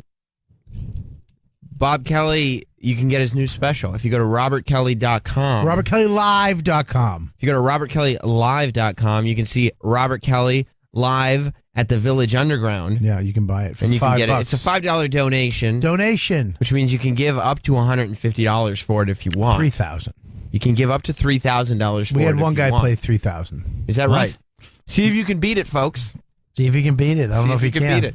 You should get the special though. He did it all. He did it all himself. Did that guy want you to jerk him off? The director. Was he hinting that you should beat him off? And make sure May 14th, 15th, 16th, I'm at Laugh Boston, new club in Beantown. I hear fucking great things about it. I'm excited to play this club. So make sure you go to robertkellylive.com or go to their website, laughboston.com, and get your tickets now because it's going to sell out. So there you go. And speaking of the today's May 6th, so may the 6th be with you. That's not the expression. That's not it, dude. Yeah, it is. May the 6th be with you. On sale today, DVE Comedy Festival, hosted by Randy Bauman of DVE, myself, Mike Che, Tom Segura, Christina Pedzinski, and sorry if I'm saying your name wrong, and Bill Crawford. Byham Theater, DVE.com. And I'm going to be at Rock on the Range, but that's sold out. Borgata, July 10, 11. Albuquerque, July 18th at the National Hispanic Cultural Center for that benefit. And then Minneapolis, September 25, Detroit, September 26. And don't forget, what's the name of what's the documentary called? It's the 7.5. You can get it at the 75movie.com. It'll be on demand this weekend. And while you guys are doing your calendars, yes, today is May the 7th. Oh. not the 6th. Oh. So you missed it. That'll be you were part a day of, late to wish everybody a happy whatever horseshit. Oh, it's May the 6th be with you. No, which still doesn't make sense. Yes, it does. No level does it make any sense. Sure it does. Yeah, it does. Yeah. Right, Chip? Yep. Your mother's a whore. Watch your language. Piece of garbage with an unripe banana. Look at how he Your banana's green with envy. Look how he twists his little face into like a butthole. It's great. Yeah, why don't you change your face into a butthole? All right, Chip, is there anything you want to end the show with? A big line? Probably a joke or something. Okay, go for it. Hey, you got what should I talk about? Give me a subject. I'll riff. Talk about Brooklyn. Brooklyn? Fucking, you ever see Brooklyn Decker? I'd like to fuck her. Today's show will be available later today on Sirius XM On Demand. Sirius XM On Demand.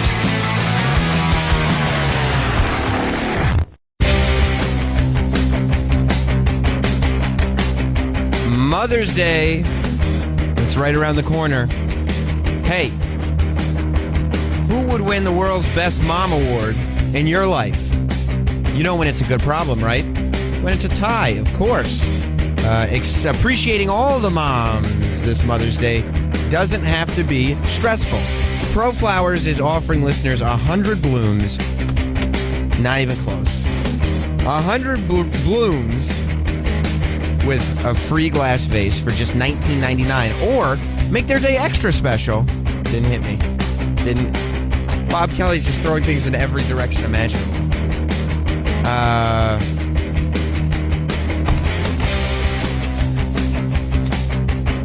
For just $9.99 more, get this.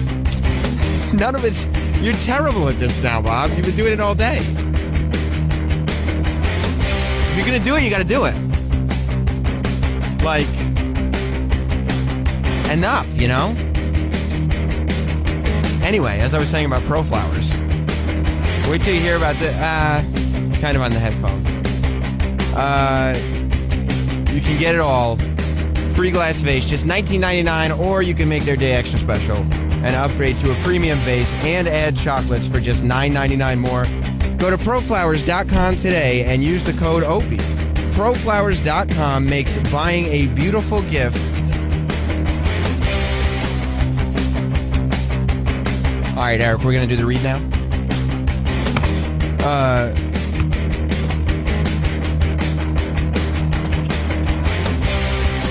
What do you mean, why am I throwing it at you?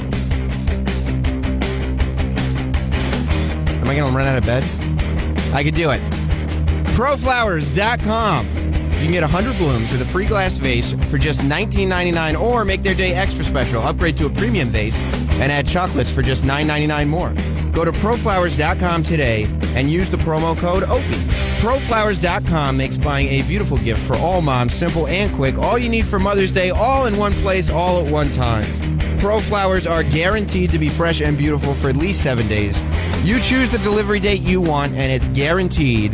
This is the only way to get 100 blooms plus a free glass vase for just $19.99. Or upgrade to a premium vase and add chocolates for just $9.99 more. Call 1-800-PROFLOWERS, PROFLOWERS, or go to proflowers.com, click on the blue microphone in the top right corner and type in Opie. That's proflowers.com, click on the microphone and type in Opie. Order now. This offer expires Friday at midnight.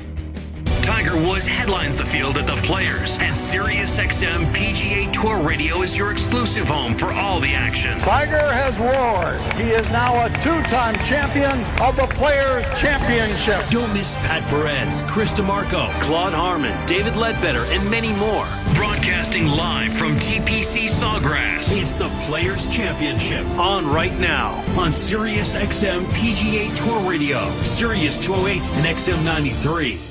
Here's a question. What's the most important holiday? Christmas? Valentine's Day? Maybe they're close, but it's Mother's Day.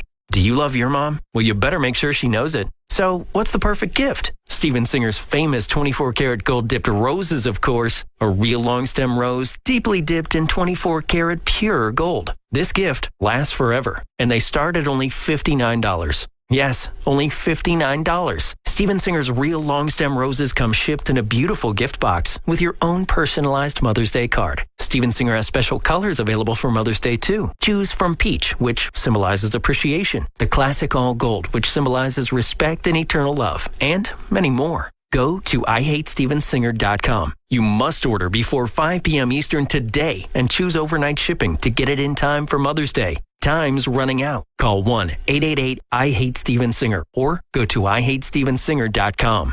Steven Singer Jewelers. One place, one price. Our family had a savings account until our air conditioner needed replacing. We had a vacation fund before our refrigerator had a meltdown. My family has no savings and our water heater just quit. Sadly, sometimes it only takes one home system or appliance breakdown to bust your budget. But buying a home warranty from American Home Shield protects more of your hard-earned money because they help pay your covered repairs for you. For valuable free information, go to ahs.com or call 1-800-928-1063. Who wants to pour money into repairs for things like your air conditioner, refrigerator, plumbing, oven, or washer when you get the budget protection you deserve from American Home Shield? Service requests are subject to a fee for each trade called. Some exclusions and limitations apply. It's up to you. Pay for expensive home system and appliance repairs yourself or let AHS help pay covered repairs for you. Protect more of your hard-earned money. For valuable free information, including terms, rates, and coverage, go to ahs.com. That's ahs.com or call 1-800-928-1063. Diesel fuel injectors are designed to last 1,000,000 miles. If you've been diagnosed with a failed injector, then the likely culprit is stiction, that sticky friction buildup from burnt oil.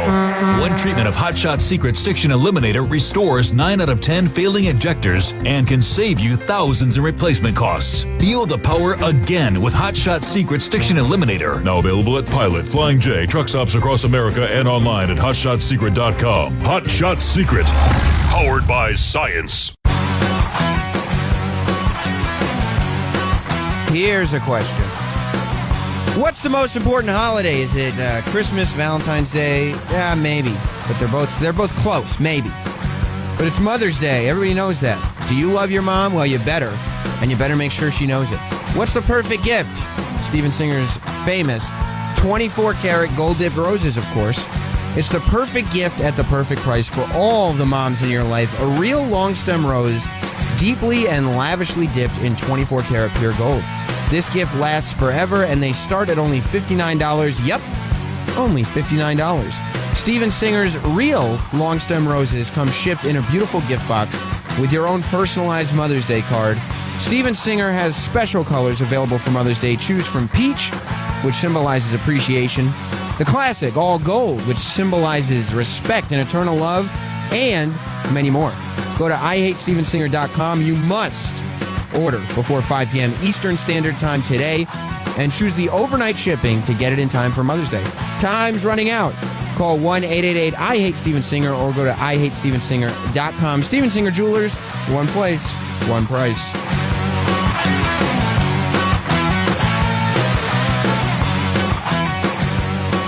It's the best of Opie and Jim Norton. And I'm glad Florentine's here because in this video, he's playing a wonderful game called Frisbee Golf.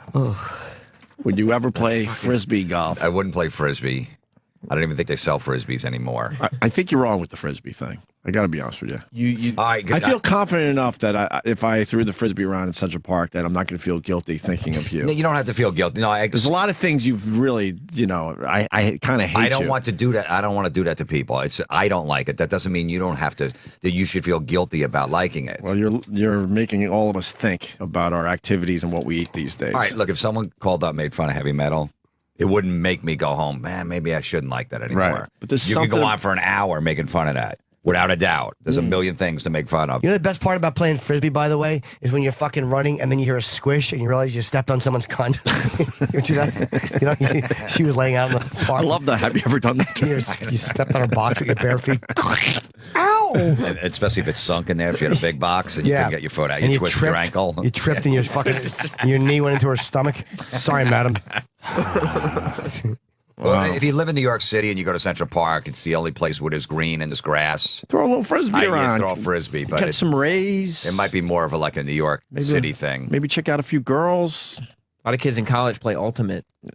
In Sheep Meadow, in Central Park, the women, when they have, lunch breaks, they go out and tan, and they don't have their bikinis, so they just strip down to their bra and panties. It's wonderful. Great. They go back to work with sweaty tits. It's wonderful. Grass stains on their hands. They don't give a fuck. If you want some cheap thrills, walk through Sheep Meadow when it's 80 degrees out and sunny. You'll see a lot of women just in their bra and panties. That's great. They don't fucking care. Then I'd play Frisbee all day. Yeah, that's what I'm saying. Throw the Frisbee around, and throw it a little, I just little can't to the see my right or a friend. little left to get close to, one of these girls in their bra and panties. Right, throw it right next to him, so you got to go over. So you sorry. can respect that a little bit, right? Absolutely. Okay, good. But if my friend goes, hey, you want to go to the park and throw a Frisbee when there's nobody around?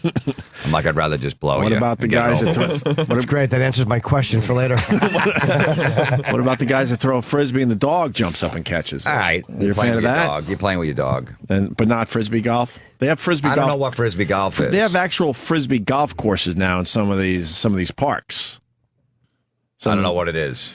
Well, you have a Frisbee, and if you do it the right way, the Frisbee is a bit smaller. They have an actual Frisbee golf Frisbee just made for that sport. And then you throw it down like you might be hitting a golf ball, but you're throwing the Frisbee, and eventually at the end is a little like container thing that you got to throw it into.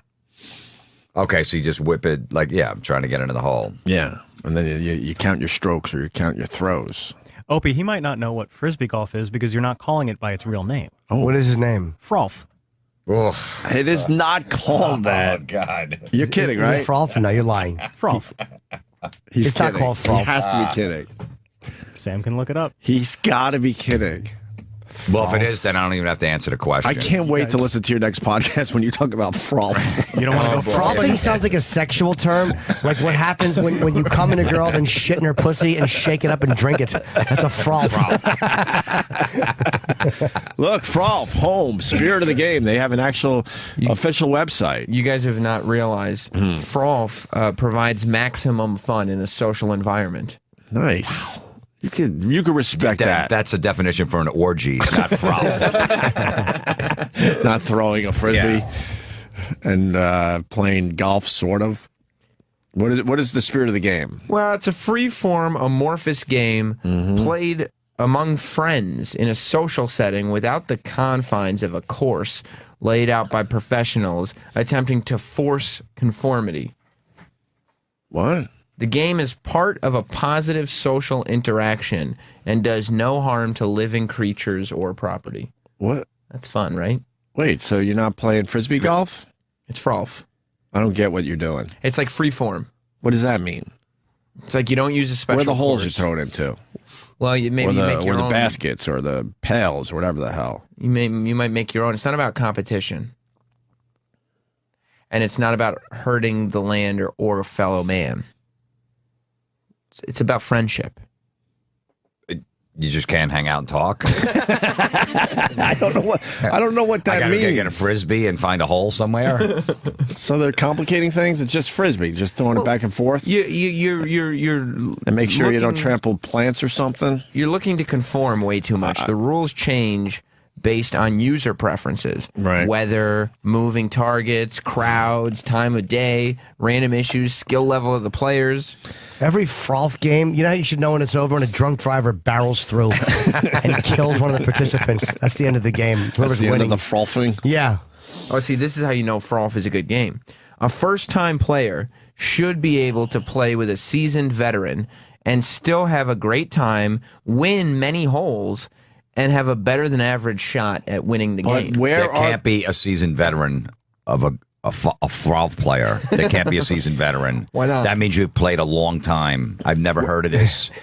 Can somebody call in that played frolf before? Frolf sounds like Voss trying to say something else. Right. Hey, if this is a free-form game, Sam, where are the holes? Wherever you want them to be. But what does that mean? I remember when we were a kid, we would go, all right, we're going to throw, you see that tree on the other side of the playground, that's the target. Is that what they're talking about? Yeah, well, yeah. And then, hopefully, you hit the tree. It's like Beat Outback your Steakhouse. No rules, just right. Nice. Yeah. You can respect that. No rules. That could be a good T-shirt. There's no rules, so I could just shit on the table. Come on, that's not social. What? Does it say no rules? I guess. I could grab the waitress's ass when she goes by because there's no rules here. Yeah. I could try to titty fuck her. Let's go to... Can I? There's no rules. There's no rule. I don't think they could arrest you if you shit on the table. I'll go back behind the bar and make my own drink. I was informed there were no rules here. Yeah, there's no rules. A lot of people mad. It's not called Frisbee golf. It's called disc golf. They're really mad. When I was growing up, it was absolutely called Frisbee golf. we even had that growing up. I don't even remember. Yeah, that. but it was more primitive. Now, I mean, they really set up actual courses in parks, and it's more like a chain link kind of basket, I guess, that you got to throw it into. Yeah, we used to make up our own crap. There's a garbage pail over there. Let's throw it toward the garbage pail, and then whoever won the hole would pick the next fucking target, whether it's a tree or some dumb thing, things like that. But who's this? Hello. This is Sean. Hi, Sean. Hey, Sean. I don't know they don't have the phone's screen, so sorry. What's up, Sean? Well, you know what? That brings me to my second point that I wanted to talk about. Your show deserves a lot more support than you guys get, and you should have a working phone system, so fuck the management. Thank you. Wow. That's pretty sweet. Thank you. I like that. I wish my agent had that passion. Do you play disc golf? As a routine hobby, yeah, when I can get out and, away from things, sure. But you don't take it seriously, right?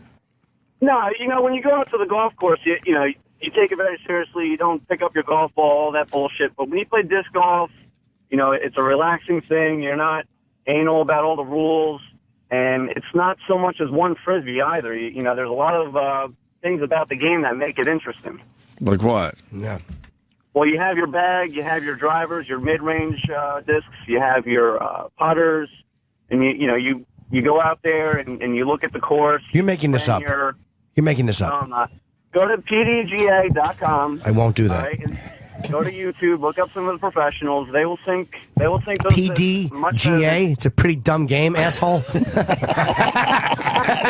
Jim Norton is quick. He'll be at Levity Live soon.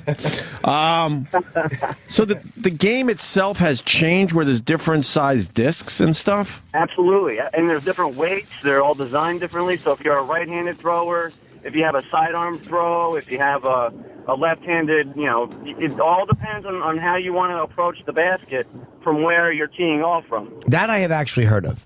No idea. I've heard of that lefty-righty thing. We would just... No, I haven't. We would just go, you got a Frisbee? Yeah, all right, let's go throw it at some shit. Just throw it. I never heard of this. And what do you mean putters? What do you mean by putters in disc golf? So you have your heavier drivers that, if you throw them as hard as you can and someone goes to catch it the wrong way, you could break your fingers. Oh, no. That can really hurt you. Why are you trying to catch the...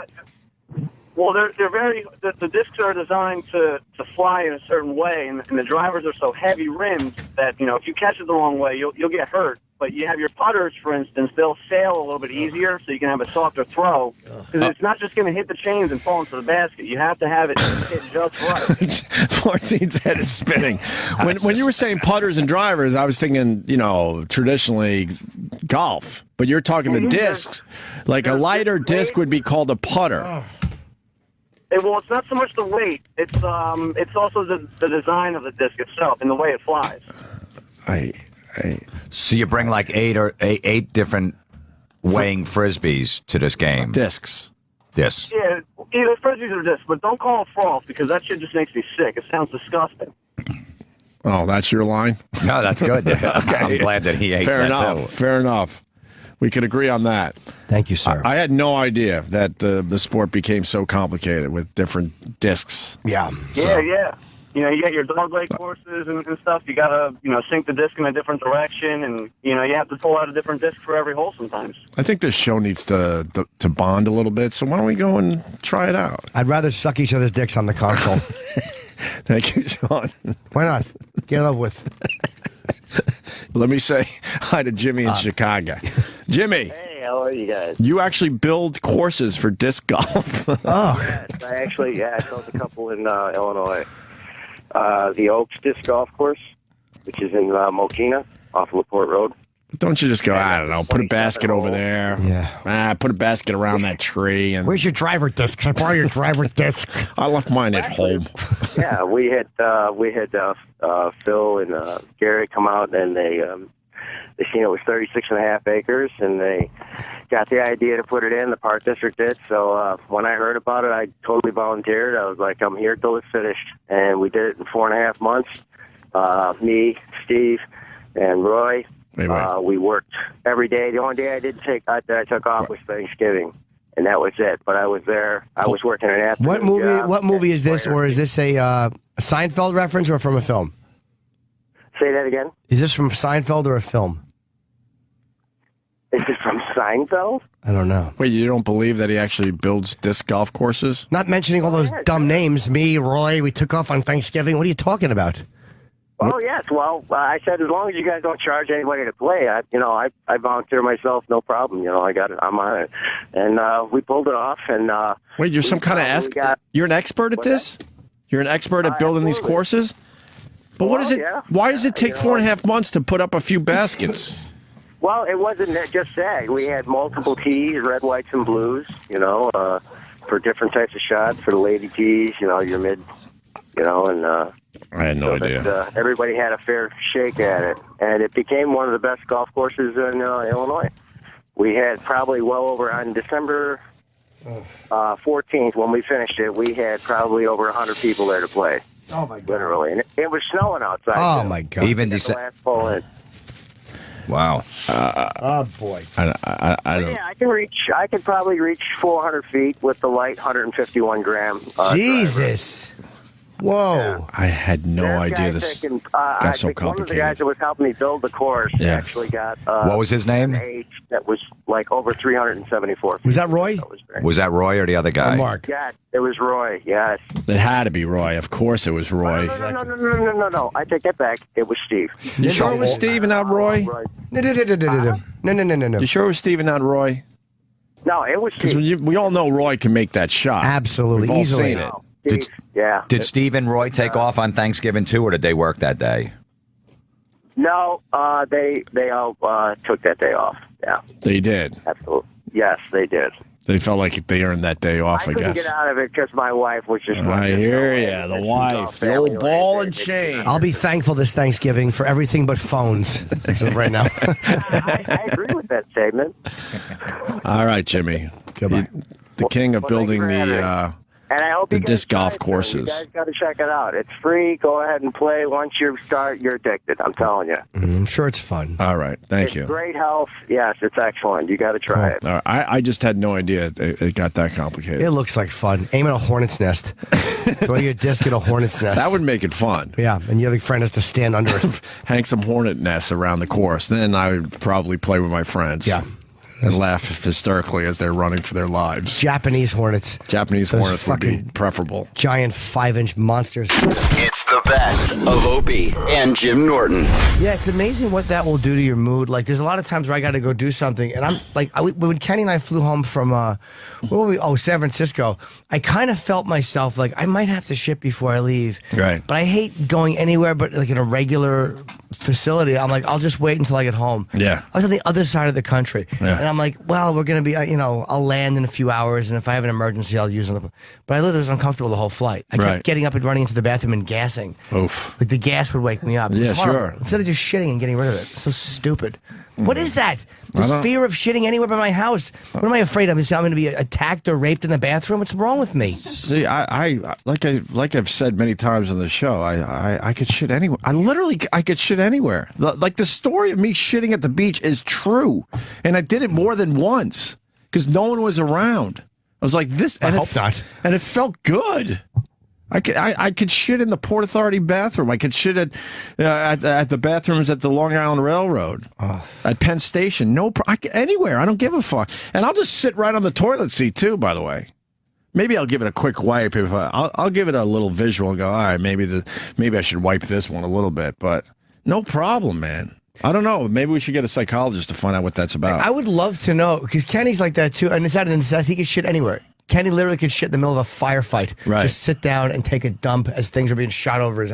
I can't do it. Right. I have to be nude. I have to be in my bathroom. You have to be nude to shit? Unless there are reasons I can't be. Like, obviously, if I shit here, I'm not nude. But I like to be absolutely nude with fucking... I'm weird. Like, I'll prep the area first. Oh, my God. Before I fire the log out. Like, if I'll feel it in my gut. Right. And I'll just, like... I for some reason, have gotten into turning the water on now. Yeah. So when I was dating my ex, I would always have water on. Right. So she wouldn't hear me shitting. So now I'll turn the water on, and I'll get a newspaper. Or I'll get my iPhone, and I'll prop up my little foot thing, like my fucking... What's that called? The footy thing? The potty. Squatty potty. Squatty potty. And I'll put my feet up on that. I actually have one of those, but I can't use it properly because of my herniated discs. Oh, yeah. I use it. It's great. Although my back is much better. I'm back to real workouts finally. Fuck that light stretching I've been going through for the last few weeks. But anyway. But you put your feet up on that, and then once the water's on, the feet are up. Sometimes I put a blue light on in my bathroom. It's like a fucking disco. And then I allow it to happen. I'm in and out. And then you take all your clothes off? Yeah, I do that first. But yeah, you take all your clothes off, your socks and everything. There's a weird fear I have, like I'm going to shit on the back of my shirt. Right. Yeah, I don't like to have any distractions. Then you have to put all your stuff back on. Well, yeah. No, obviously. Even if you have people over, you go in the bed. Well, in the bathroom, I'll just be naked. So when you take shits in my apartment, you're getting completely naked? No, only in my house. All right. No, if I did that at your house, I would have pants as low as they can go on the ankles. Really? Yeah, but no, I'm not a maniac. I won't be naked in your house. Oh man, drop my pants. I could do it within a minute, and I'm out of there. Oh my God! Within a minute. It's humiliating. Maybe how long 2 minutes takes. tops. Really? Yeah, it's an event. It's an event. That sounds exhausting. Yeah, it is, because you have to, I literally can't just go in and drop and get out. It's a fucking, it takes a few minutes, and then the stomach re-gurgles, and, I go healthy. It's not like there's a problem, but it's just a weird ritual. What is that based on, you think? Like I told you, when I was a kid, I was so weird. I would just hold my shits for hours. Yeah, but that's got to be based on something, because I think I really believe we all start off relatively normal, relatively within the spectrum of normalcy, and then shit happens while we're growing up that just sets us off. Yeah, that's why I'm scared shitless as a parent that, I don't do something stupid that's going to set my kids off, spiraling out of control. Yeah, you yell at them one time and they fucking hold in their logs until they're 18. It's just too weird. Right. Like I was playing with my daughter's feet. And I'm like, is she going to now be into feet when she gets older? Because Daddy was fooling around with her feet the other night? No, that's... Who knows, though? Spankings are weird. That's different, I think. That's different. Yeah, being a parent, that's the one thing. I always thought before I had kids, I would spank the shit out of my kids, no problem, because, I was brought up that way. What are you laughing at, you son of a bitch? I was actually laughing. You son of a bitch. I'll get fucking Kevin Pollak back on the show immediately. I wasn't laughing at you. I was laughing at because Eric was reminding me of Mars's bathroom techniques. What's that? Remember, Mars told us that because he has such issues with masculinity, that he cannot piss sitting down even when he shits. Oh, right. He has to piss standing up and then go into the stall to shit. Oh, right. I forgot about that. Psychopath. Yeah. That's weird, too. Really weird. Right. Wow. But I thought I would spank the shit out of my kids before I had them. And then you have kids and you just... And I know there's going to be a bunch of parents that are not going to agree with me, but...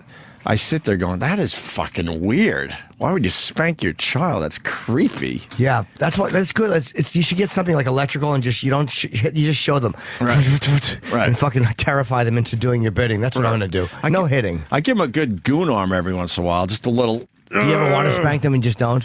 Have you ever wanted to? Have they ever done something where you're like, oh no? I want to I want to give them a fucking jab to the face before I spank them. Oh, you went right fucking past spanking. The jaw broken. But the spanking is creepy because then you lay them over your knee, I guess, and start. No. God, I realized right away when I became a parent how creepy spanking actually is. Even spanking, though, was probably humanity getting gentler. Like, you know how now we don't hit, but what was before spanking? There was probably some brutal... A good slap to the face, probably. Or a punch. Right. And then they figure, well, let's calm down and just spank the hiney that's fleshy, you're not going to hurt anyone. Or it was creepy all along, I don't know. Nah, the furthest I go is a good goon arm, getting them into their timeout as they... stare out over the city, and they have a beautiful view as they're in timeout. I'm like, how is this helping? Exactly. People pay millions of dollars to have your punishment. Right. Fucking look at the Hudson River and don't move. Right. What a beautiful view. Exactly. Just watch that plane landing. Yeah. Maybe they should face the wall or something. Yeah. Have them face the wall. You don't even face the fucking downtown New York. No. I mean, that was That's a lovely view. I would love to. That was just a dumb joke, obviously. But anyway. So, what were we talking about? Just the bathroom just habits. Logs and stuff. What is that based on? I don't know, Jimmy. They say it's got something to do with your potty training. Has something to do with erections too. I have no idea. What do you mean? It has something to do with erections? If you were potty trained wrong or too harshly, your erections might suffer. I don't know if that's true or not. It's just what I've heard over the years. It could be. Dr. Spock would know, but I think he's dead. I have no idea. Well, we got this is another- when we actually want Lydia to call in, and she's probably polishing her big tits in the mirror. Too busy fucking, chugging vodka before she goes. Oh yeah, I forgot what I drunk. Goes in and talks to people. She about lotions their her tits and problems. talks to herself drunk in the mirror. You're fucking beautiful. Fucking drunken sot. Those giant tits.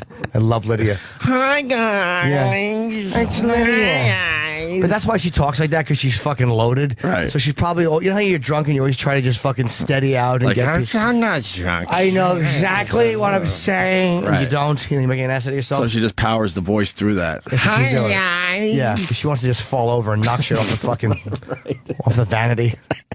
Fucking liquored up slob. I love her. I do too. I love her though. I wish she would call and help us with this, because I'm curious. I don't know why. We have Vic Steve the DiBitetto- therapist. He might be around. Vic DiBitetto, who's a really funny comic who does stuff on Touch. Vic had a bit years ago about how I got to be naked to shit.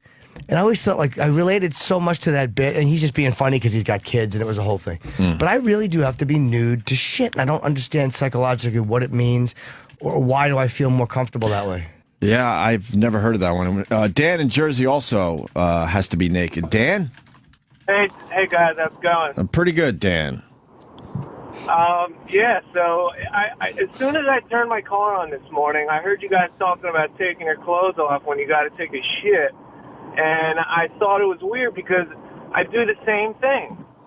And it's weird because, I don't know what it is. Like you guys were just talking about, I have no idea what it is. But it's like, it's almost as if like it's a comfortable thing. Like sometimes I feel uncomfortable and I'm taking a shit. All of a sudden, like I'll take my shirt off.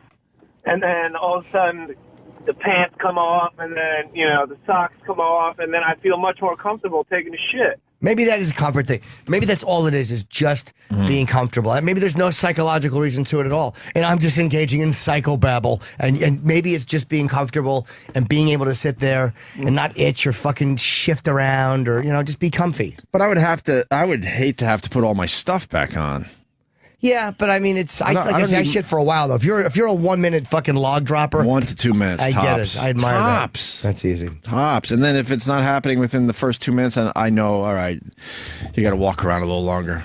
Let things develop naturally. Yeah, you got to shake it a little bit more. Let them drop a little more. Yeah. Thanks, Dan. We got the therapist on the line, Steve the therapist, who's taking over for Lydia because Lydia's too busy with her addiction. I think she's wiping her own vomit off her chest when she wakes up. Thank God she didn't pull a Hendrix. She wakes up every morning like that with those beautiful giant tits covered in dried puke. Going, I don't have a problem. Yeah, I must dream about being on a ride going in circles. She doesn't want to realize it's her alcoholism. Steve, how are you, buddy? Good morning, guys. Sorry I don't have the same quality tits that Lydia does. But that's okay. In a pinch, I'll do. Jimmy, I gotta say, I've never heard any correlation between strict potty training and difficulties with erections. Okay, yeah, I don't remember where I heard that, honestly. Maybe a girl yelled it at me while I was fucking her and losing my rod and screamed, you weren't potty trained right, and I just bought it. I don't know, sir. So That'll work. So you don't know why people shit naked? I was listening to the other caller. I personally prefer to have my shirt off. You're a therapist. Why are people shitting naked? That's all we need to know. Well, for me, it's practical. I don't want to get shit on the outside of my shirt. I love challenging therapists because I think they're all whack jobs. Why are you trying to help me? Your problems are worse than mine. They really are all fucking wackos. Why do people shit naked? That's the question today, and we need an answer. Yep. Maybe it's just comfort, though. Maybe there's no great answer. I mean, Seinfeld covered it, right?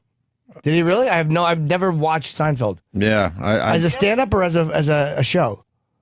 On the show, there was the episode. We find out that George likes to take his shirt off when he goes into the bathroom, and there's the one episode where he actually comes out without it on. He forgot to put it on. That is funny. That's really funny. All right. Thanks, Steve. You were very helpful today. Very lackluster performance today. Sorry, guys. Well, you didn't know the answer. That's fine. Maybe there is no answer. Maybe it's just a comfort thing. So why the fuck call then. Yeah, that's true. That's a good point. Steve, why call? Next time, maybe go, I can't call on this one because I don't know what the fuck I'm talking about. We're interviewing for a new therapist on the show. Yep. Someone who knows. Steve's done. Yeah. Enough of that. You're out, Steve. Maybe I could help. You are out. Let's go to Nick the medic. Nick, go ahead. Hey, good morning, boys. Welcome aboard, Nick. All right, so there's a bunch of different issues that go into actually why you may take a shit in the nude. But it starts out early in childhood, back to potty training.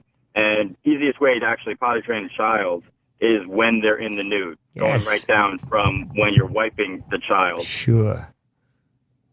There you go, exactly. When you're wiping the child, if you have the legs too close together, you're obviously going to be spreading it around too much. Yeah.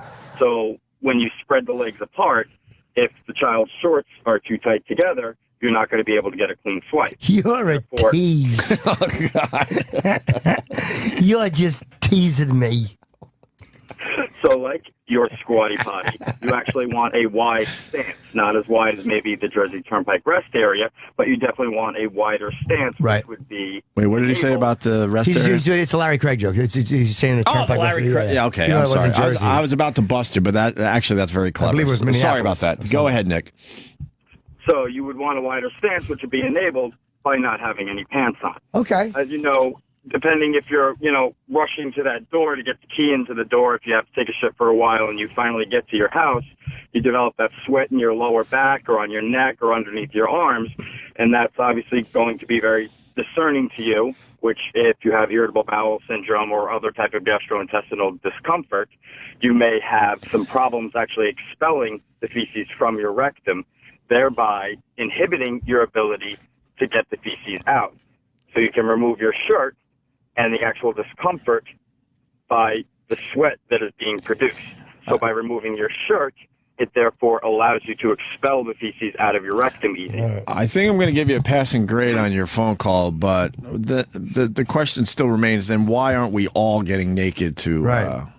I say the same thing. Why aren't we? Right. I think it's a small percentage. Let's do it, E-Rock. I would say it's way less than 10% of the people that have to be naked and shit. I don't know, but that's the most unprofessional poll I've ever heard in my life. You're just yanking that number in thin air. I think it's less than 10%. I'm just guessing. Well, I'm pretty sure he's yanking it right out of his ass, and he's doing it with his clothes on, unlike you, Jimmy. Oh, sir, stop tying it all together in a neat little package. All right, Nick, thank you, buddy. Let's go to Jeff in Fort Lauderdale. Jeff. Hey. Hold on. From now on, the new question, J-E or G-E-O? Go, Jeff. No. Yeah, I'm in Fort Lauderdale. I'm on low so I'll make my comment. Regarding naked shitting, even when I'm at work, it's so much cleaner if you take your clothes off. And I have a method that I imagine some of you have tried. I mean, typically, I'll run to the bathroom, kick the shoes off, strip down. And when I sit on the bowl, I'll gently place my left cheek on the bowl, then pull my right cheek apart to the right. So I'm actually putting tension on my cheeks, and it opens up your ass a little. It makes for a much cleaner experience. I've actually never done that. Oh, I make sure my cheeks are properly spread. No, I let the log do I the don't work. like that messy. I don't like that messy cleanup crap.